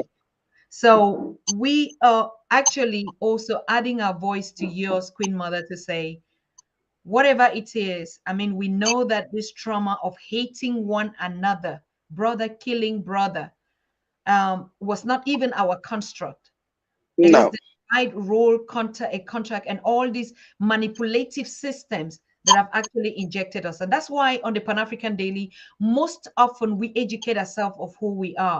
Because if we don't even know who we are, I'll keep killing my brother every day in the name of, you know, even a language problem. Just saying he's Francophone and I'm Anglophone is enough. And then you ask yourself, is that Meta? Is that Mancon? Is that Bafut? Is that Ngemba? You know, so we want to come back to our roots of who we are. We want to know pre-colonial history, like you said. How were our parents living? You know, how were they functioning? Today we have invisible hands in the system of Africa and Africans worldwide, and that's the reason they enjoy the game and make a lot of monies out of these wars. Imagine, we have to keep Yeah, warring each other, and they keep selling ammunitions, and they keep getting rich. So good. at one point, we have to look back and say, who is the loser? Africa has Africa, never, Africa, Africa, yes. Go ahead, ma'am. Africa is, we don't produce guns. We Yes. don't produce those weapons. Why have we resorted to using things we don't produce to destroy ourselves, to destroy our land, to destroy, I mean, what our forefathers had invested in? Why do we use things we don't produce? We heard of baobab trees. When there were problems, our parents went and sat around that tree. In every traditional institution in our different regions, we had the tree in the center of the village or whatever, where differences were resolved. People could go and sit and resolve their differences. We didn't have all this sophistication, but our parents could live together. We should not be victims of what we do not produce. If we love ourselves, if we want to be loved as we love ourselves, we will not be able to hurt our brother. What has come over us? What are we fighting over?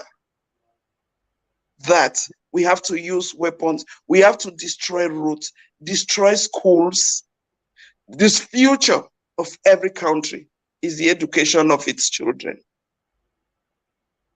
What are we aiming at? Skyscrapers? Our parents used thatch to roof their homes. They were living in peace. They could raise us from that background. Why do we think we need all the sophisticated things before we come back to our roots? Let's go back to the Africans we were. Let's be able to use our grass. Let's be able to use our tree barks. Let's be able to use the roots from different plants. Let's be able to use the plants in the forest that God endowed us with to treat. They come and take even the main elements from our forest, go and transform into some funny powders, and we think we should consume. We need to go back to our roots. Let's go back. For those who are still so young, look for the older people in your families and ask, how did our parents live? How was the life of our parents? Let's share, copy that example from them. Let's consume African. Let's be proud. I would love for one day, just imagine a Pan-African movement convening where every African will appear in her attire, his or her traditional attire. Just look at the mixture, how beautiful that will look like. Even the women you mentioned, imagine, even if women had to go out and parade, yes, showcase the culture of the country. We have 10 regions, 10 different identities. Every community comes with a particular way of garbing themselves. Why don't we use that and showcase what we can do? Why don't we go back to using our cassava root, our tubercules to produce? There are so many things we can use our hands. Africans are artisans, and we can produce and serve the world. If China could do it, Africa can do it, and even better. China cannot even do it because they need our resources to do it and even bring it back to us. So we are the origins, the first and the last. And the question we keep asking ourselves and doing this research is, what did we really do wrong? What actually happened?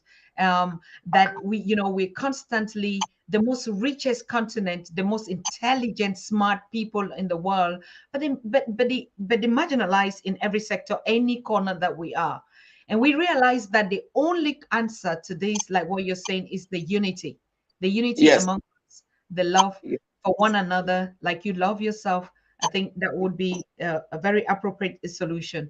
So thank you so much, ma'am. And one thing that you said, like if we just go back to a natural element, do you think it's possible? I mean, Agenda 2063 of AU said the renaissance of the African, in which an African defines, you know, how they want to live and see the world according to their culture and their identity.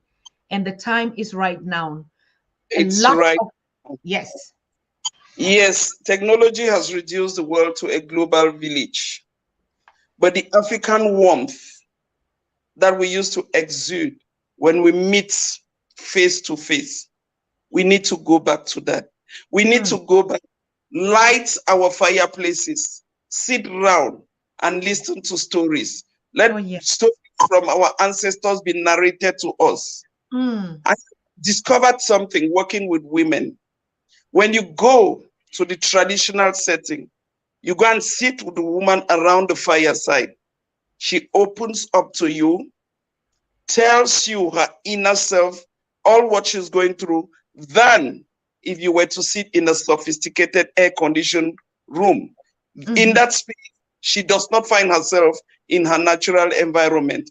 Those are the Africans we want to be. Let's go back to the us. Let's teach our children that our parents used to go to the bushes, harvest food, harvest fruits, harvest leaves, tree barks, everything they went and got from the forest, but they lived, they were the strongest. That's why they could be taken out there like slaves and they built those other countries.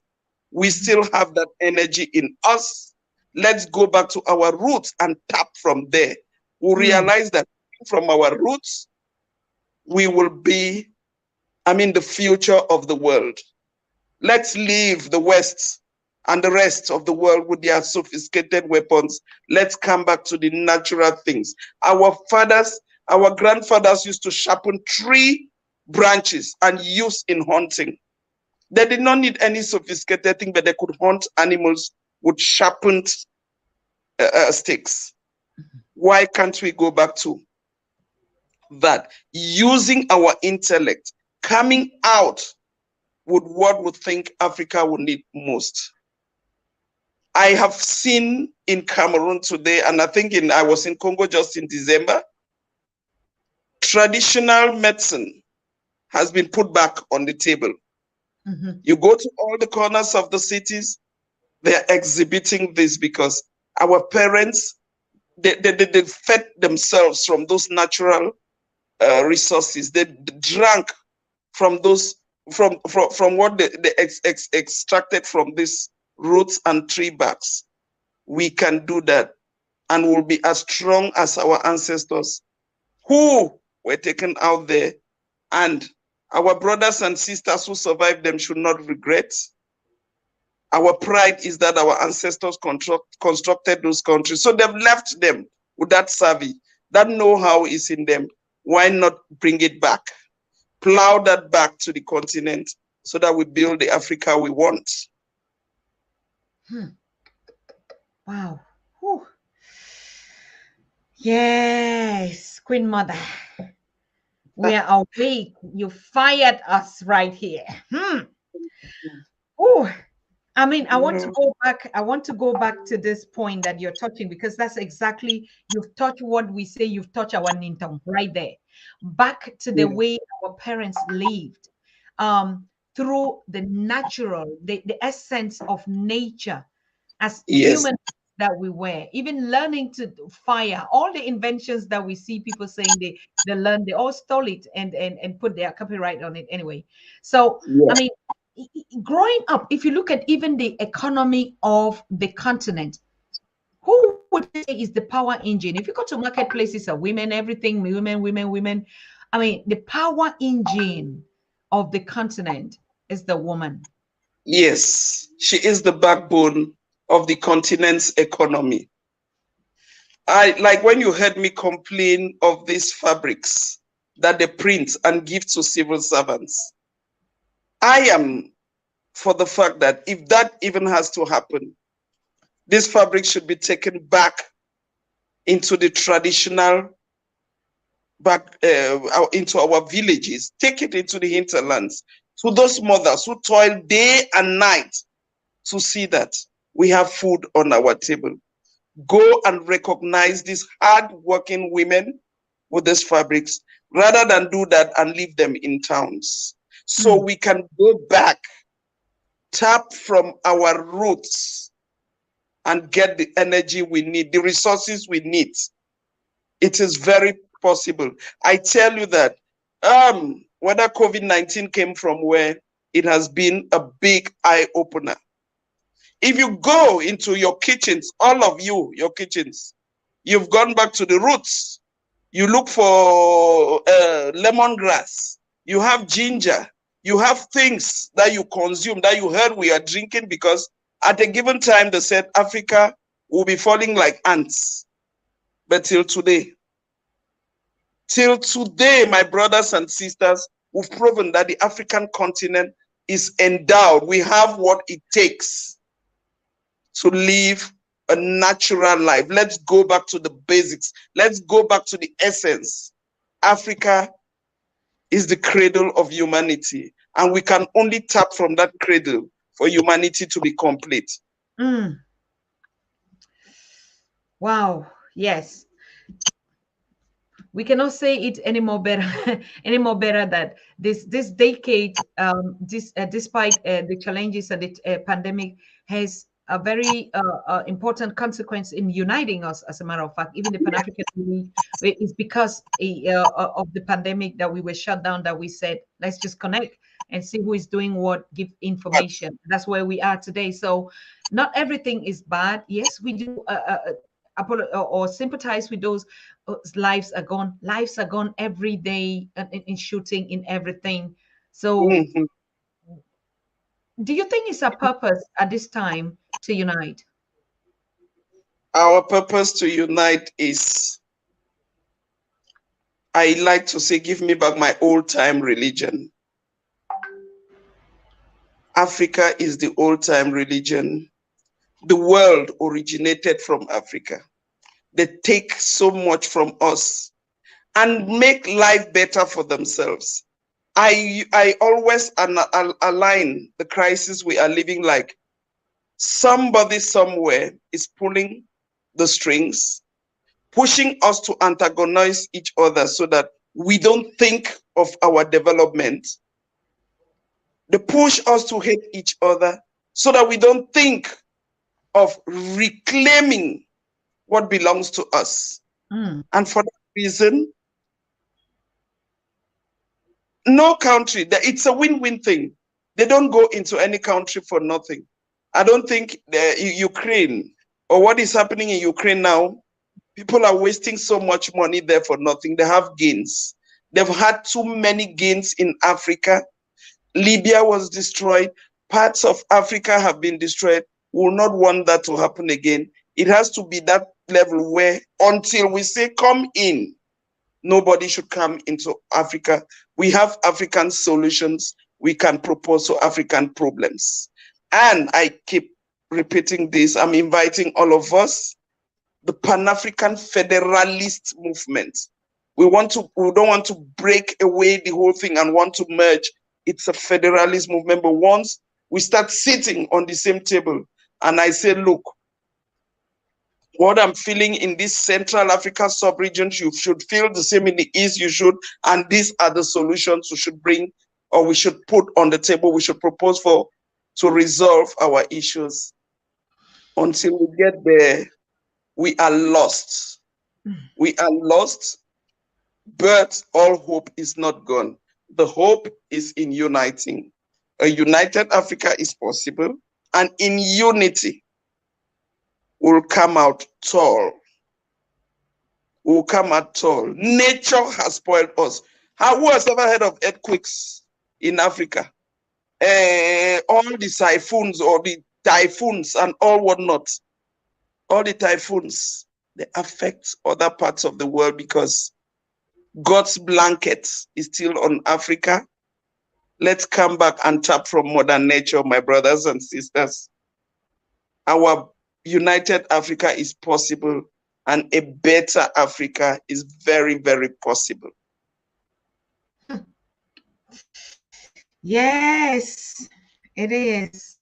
Came over Thank you so much, Queen Mother. Thank you. The It was pleasure was nice.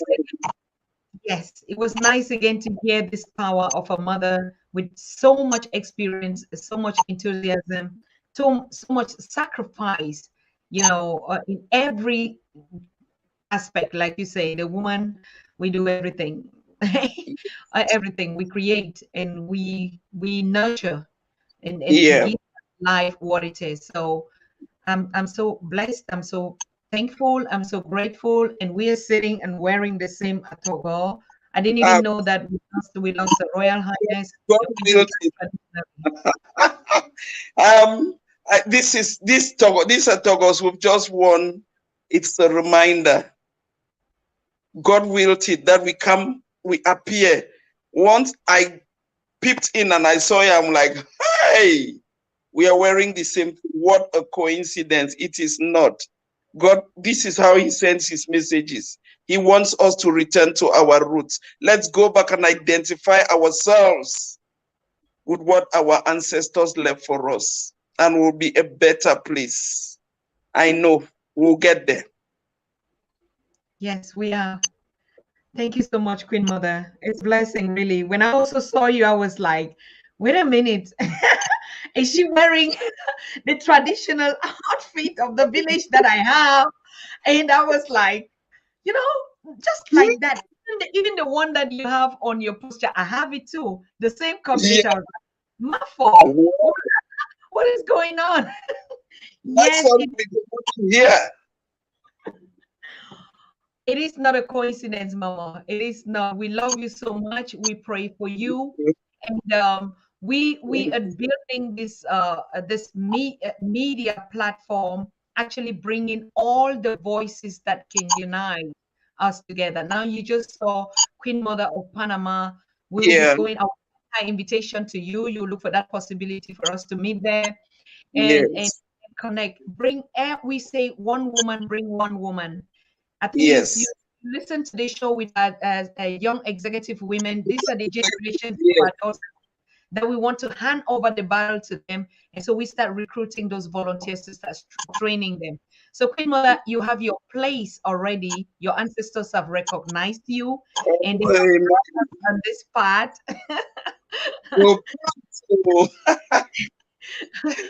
So when we come back, tell us what you want us to be doing, because we are mobilizing already. Even the Queen Mother of Panama and the others, you heard Dr. Arikana, all of us were coming. So you are the mothers to receive us on the continent. Tell us, just pamper us and tell us so that we start running and coming. Yeah, you will receive you. It's a red carpet we're going to unfold for you.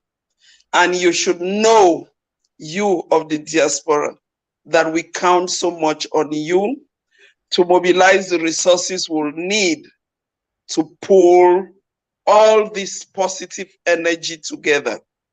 We need you to help assist in mobilizing those resources and in sensitizing the rest of the sisters, some who will still be like they've westernized and they no longer think of themselves like, say, nobody is anything without your roots. You are nothing without knowing where you come from. We are proud African, Africanly yours. We'll be waiting, and we'll open the doors wide open. I know we'll continue this conversation even in our other platforms so that we build the Africa we want. Women can change the narrative. You just mentioned Dr. Arikana. Each time I listen to her, I say, yes. I think women should start gearing towards even the presidency, the first presidency of the United Africa. Why not? Okay, Mother. I think people they say they like the way we start for talk for pigeons. They mean you just explain something again for pigeon. They say they overlike them, even though they need to really hear. They depict some one talk there inside. So you feature explain what you explain again, very short for pigeon, so that me they hear. They just like that. And what the council would show them for different dialect them, even for different talks them. Yes. Multilingual, this will pigeon no, not define. So I just tell my brother and sister and say, COVID-19 don't come show we say this Yeah. this Africa now the place to be. Any man for una day will not get fever and grass, he not get ginger, he not get garlic for a house where he take her for protect himself so that make cold no do it. And he talk say we come together, he will join, we come like one person. We go build Africa back, we go build the continent back. I beg say that's why we na demo na the turn look back for year. Una the years with small brother they go for, we picking they go for brother and sister, we picking them. They go die inside water, they go die for desert. If they run come off for year now because we never build the one strong. We ancestor they go build that country where una did. Una turn look back, no come back can't join, build the continent so that other people then took the run come back for yeah. I share. You don't talk correct. You talk correct, mother. See, I mean, another thing what would you do? Not this lingual, this pidgin, so that because you see the broken, most of them they talk so would overshare things away normally outside that they not get for here. But because we talk at the same time, they talk with what is their own things them. We get first start they talk with own country talk them. So we build even the platform where all country talk them, whether na Swahili, whether na Amharic, whether na Lingala, all then they go they can't talk their country talk the face. So that who they is and Gumba has now. What they talk now. Yes. Now no country and I talk with no man talk say for move back up. The kind with no man.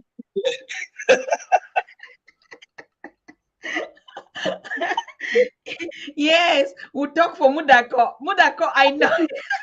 That deep one.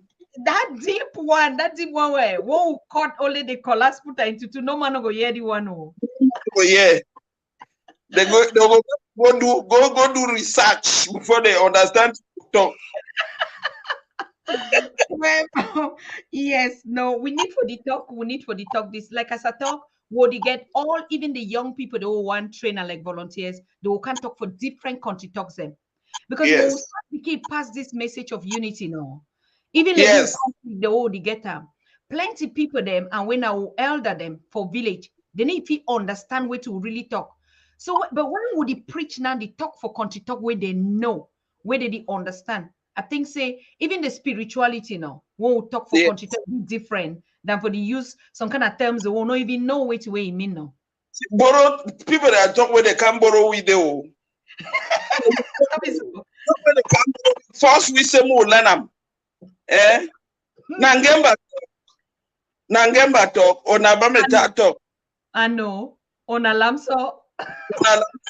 Trouble. They can't force people to learn something. A wimboom.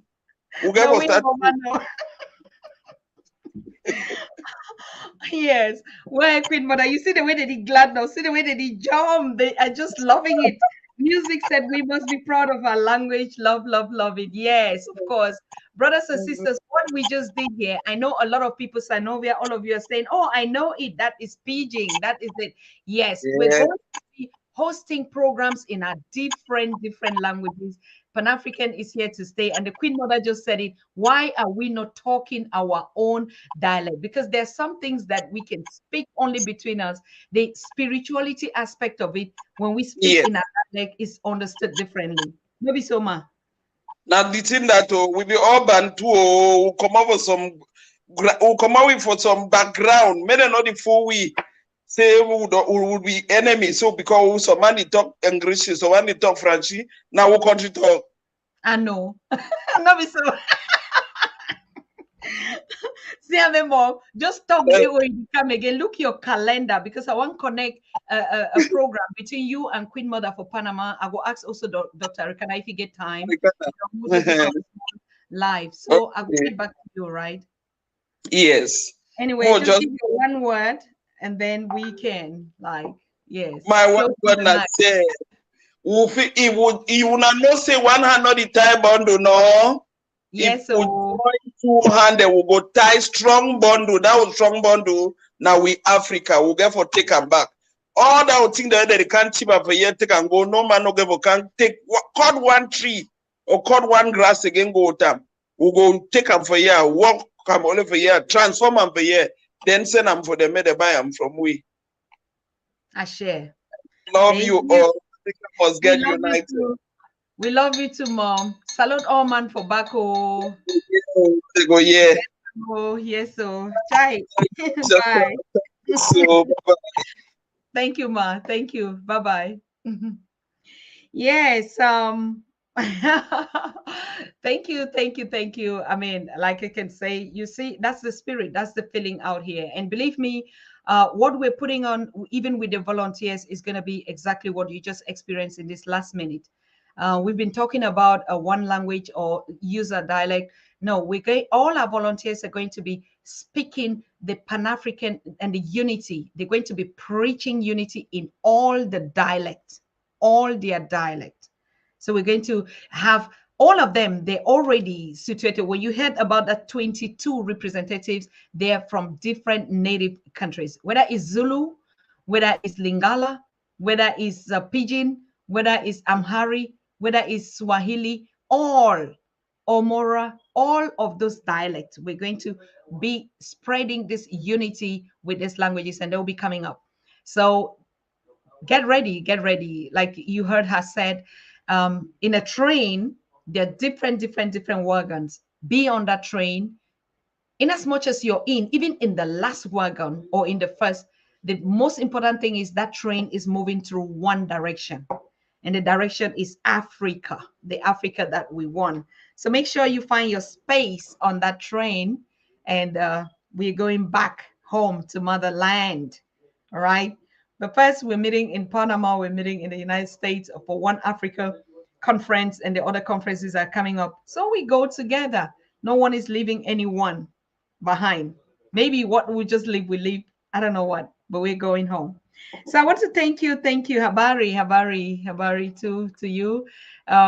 Tomorrow, as you heard, Nhongo is going to be live again with Grace and calling. You know, it's not just that they come and call for volunteers, it's their training that they're already doing. Remember, we're building the co-host. Everyone will have to host their shows. So the you have their shows, the women have their shows, the children even will have their shows, and all of us will be talking on the Pan-African Daily. It's all about unity, connecting the dots of all African descendants and blacks worldwide. In every race, there's a black. Look at it well. In every race, Chinese, they have blacks. Turks, they have blacks. Now we say black Europeans. Now we said black Americans. Now we say black Caribbeans. Indians, they have black. Look at the Surinamese, right? In every race, we have blacks. So we are many. There's so many. So our volunteering, I'm so proud you saw them here. It's just that Nhongo could not. Because just a couple of days, and I was like, no. They thought we were going to give them a science of this, and they said, oh, what are we going to be talking about? I said, no, you're live on the show. And we did the flight, and they were there. That's the smartest brain of our young people that we have.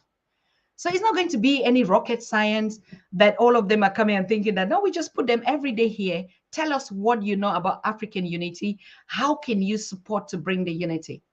And we're going to bring all the languages, even in the grassroots, whether they are groups of just like we're building the 12 galaxies. This is actually mobilizing all the language. So you have Swahili telling Swahilians, you have Zulus telling Zulus, right?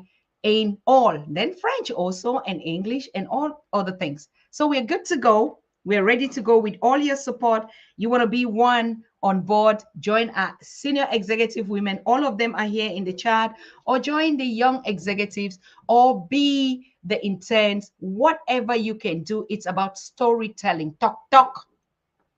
Do you know where TikTok comes from?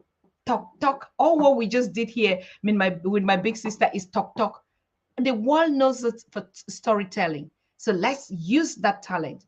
If you can speak, you can sing, you can dance for African unity, we're looking for you on the Pan-African Daily. If you can just create a content about African unity, send it to us. We're going to give you international exposure. That's what the Pan-African Daily is all about. So we're going to be running this 24/7. It's a whole conglomerate of mothers for the nation, the senior women, the junior, their children, the girls. We are building with love and peace, uniting all of our kings and our daughters to the one road, the one street. No backwards, no left, no right, one street. Africa street. So I want to thank you so much. Yes, be black, buy black. If I don't make, I don't wear. Brother Enes, that is the motto. If I don't make, I don't wear. So that's what we're going to do. And imagine when we build our galaxies. And one very important information that I have to tell you, the brother of Galaxy 1212, now I'll be meeting him in Berlin, and we want to set a structure of this 1212, and he's going to be representing the Pan-African Daily out there in Berlin. Can you imagine just one step? Our sister Nandada in Munich, I have to meet her also. We put all these things. All of us that are here in Europe, we're meeting. So you out there, make sure you start groupings yourself, because the galaxy in the 1212 is complete and the time is now. It's just now, right? So good, Medasa. I want to thank you, Karibuni Asana. Sante Sana Pia. Yeah. Okay. So we see ourselves here again tomorrow. I might also be hosting a second show, but the first show is going to come up. And even the 1212 news show from the 3 regions are also going to be coming up. And then the different language and dialects. It's all about one concept. They only be preaching the love and unity of Africans worldwide, trade with ourselves, love ourselves, unite, do our own things. We just want to mind our business now. It's all about minding our business. That's all we want to do. So thank you. If you're from Ghana, you know you can speak Twi. Please come on board. Because I think that's one sector that we have. Oh, from the Akan tribe, we know the whole east of Africa, we already have them. Swahili, we have 5. We have 5 hosts that will be hosting Swahili news and talks and unity projects on the Pan-African Daily. And we also have, like we said, even the Yausa, the Hausas, we also have a correspondent now who will be preaching the same message in Hausa. Then we have also the Yorubas. The Yorubas are coming on board, right? The Omoros, they all from East Africa, West Africa, Central Africa, all coming back. So if you know a dialect and you say, I want to represent mine, you know, even from Meta is going to be spoken here. I am Pidgin, all that. And you have your Creole out there in the Caribbean. Let us use everything that we have. So you see, language was the gift to us. And we want to throw it in the bin and like, oh, we need one common language. Just imagine for a second that we'll have to take 300 years to learn Swahili as a collective. How are we going to achieve that? Yes, Swahili is the diplomatic language on the continent. Do we hear that? What is the difference? Let me just take 1 minute and break it down before we round up. Swahili is the language, official diplomatic, and that's why they call it the working language of the continent, adopted or recognized by the Africa Union. Now, what does a working language mean? It is like English language where they do business, each one understands. So if they generalize it on the whole continent, and we're talking about the Africa Free Trade continental area, so the diplomats and the working class people are going to learn Swahili so they can do their contracts in Swahili and stuff like that. That's the official business working language. But it's also upon us to know that language, right? To know Swahili. But to be honest with you, if I learn Swahili, I would only think in that way I've been taught. So having a diplomatic language doesn't mean that we have to completely forget our own local languages or regional languages. We have in German, Germans speak German, but in every other community in the local tribes, they speak their dialect. The French as well. So we have a unique language, official working language that it's working towards 2063.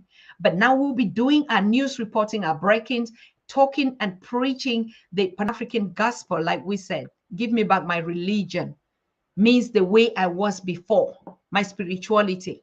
That's what we're going to be preaching to ourselves. It is our business that we're talking about here. The unity of Africa is our business. And us on the Pan-African Daily, we are focused on that business. of unity. That's our own calling. Okay, how we want to trade, how we want to dance, how we want to work with one another, that is our business.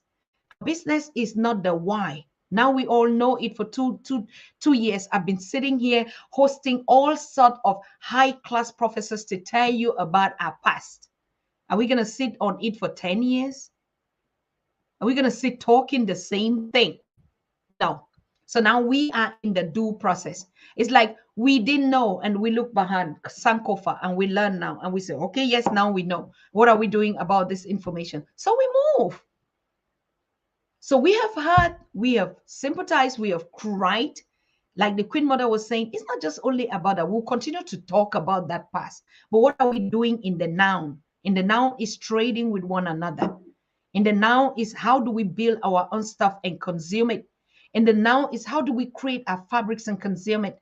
In the now is how do we, we're starting all this. Our festivals, our platform is only going to be made in Africa by Africans. Made in Africa. They're just waiting for the confirmation of the one in Tübingen. The one in Senegal is already confirmed. And the market is going to be a wholesale and retailer market. Even the music on the podium, if it is not about unity and Pan-Africanism, the music that the Bolis and the freedom fighters, you're not banned. We're not taking you. It's not about dance. And that time of samba is gone. We're going to drum 12-12, all our drums around the continent. But we want empowering. It's better to just play some drums and we dance because that's our spirituality.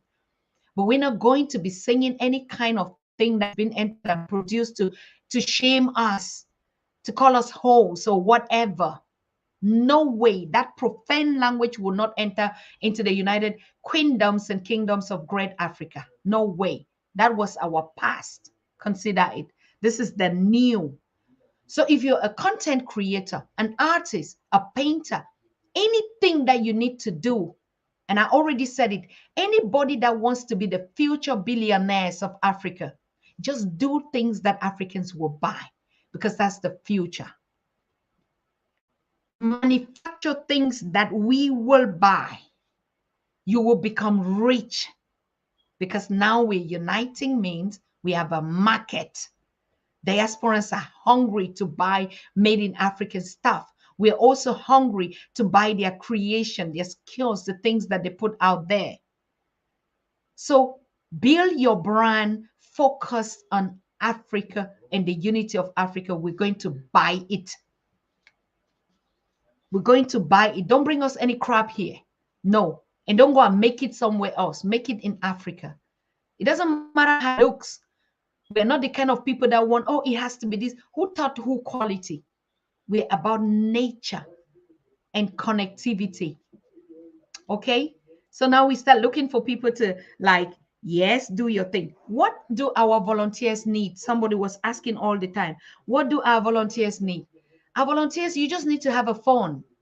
Once you have a phone, what you need to do is to get a green piece of cloth or blue. And then we give you the studio and then you can start, but of course we have to write one story because we're speaking with one voice. And now you begin to do that, produce that in your studio and give it to us and we expose. Or you come live and you say it in your dialect. We'll bring your viewers that are listening. How do we communicate in English when we want to unite? How our mothers that never learn English, what do they speak? And we're talking about one Africa. One Africa for who?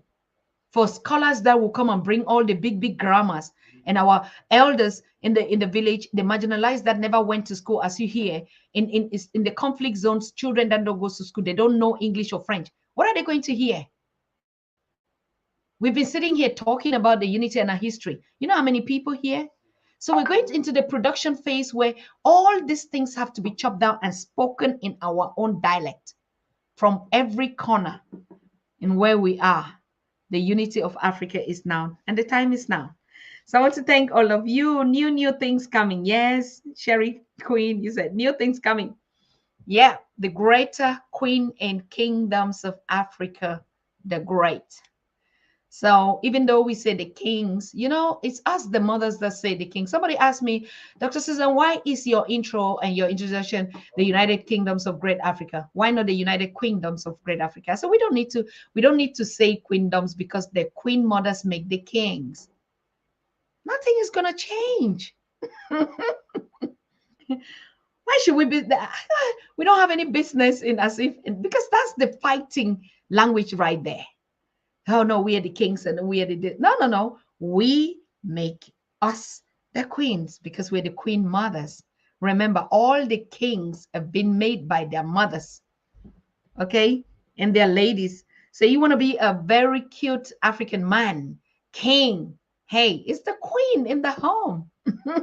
The queen in the home pamper us and make us look so cute. You know what our mothers used to do? They even put money in the hands of their father. I saw that as a child, and I love that.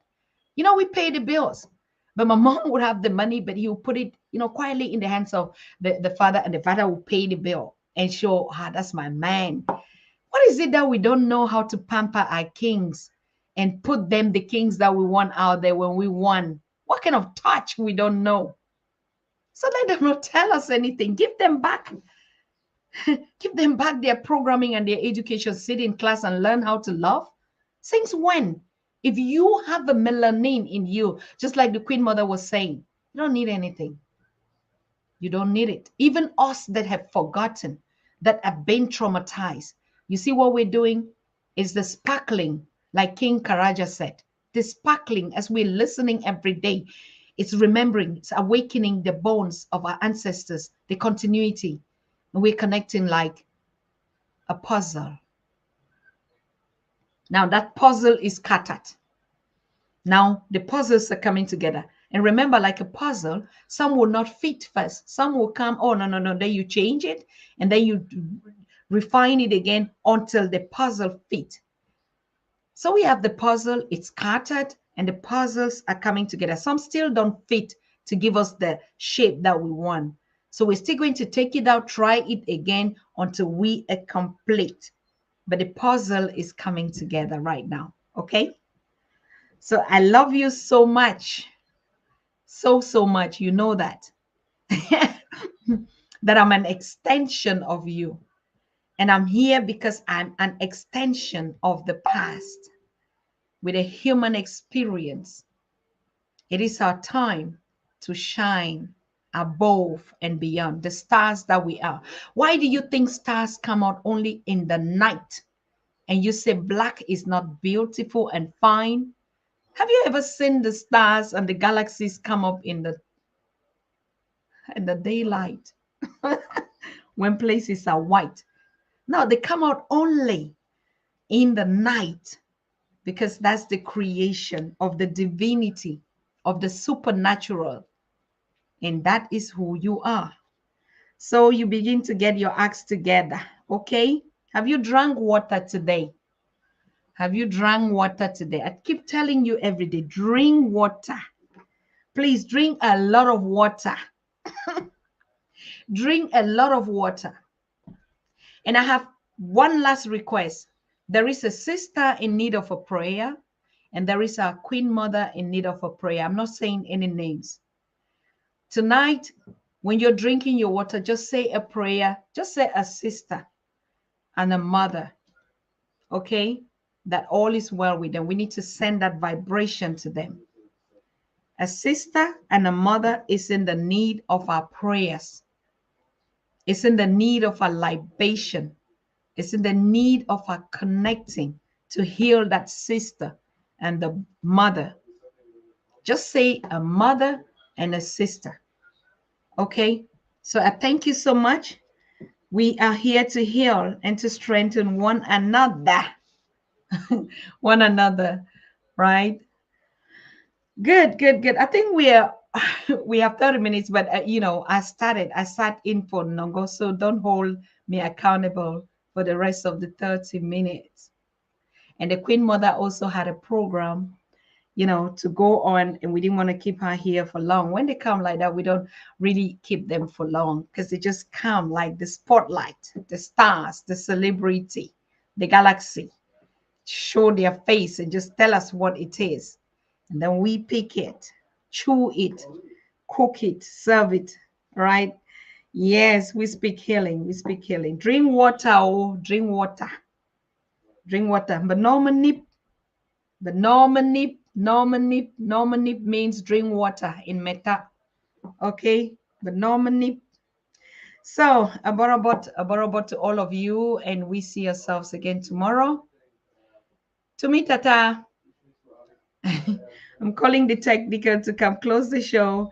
Yes, thank you. A sister and a mother is in need of prayers, in need of our prayers.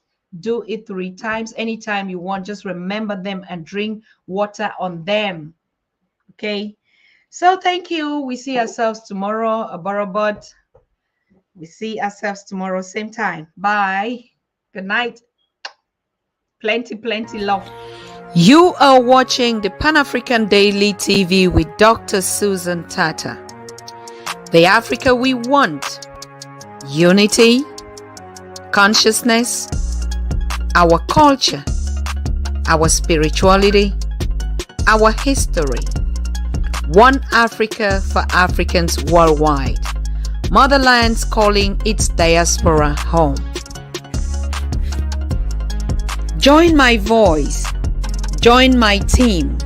Join my campaign. Campaign 21 hashtag 1 million subscribers on the Pan-African Daily TV YouTube. Be a volunteer. Apply now. Be the new Africa.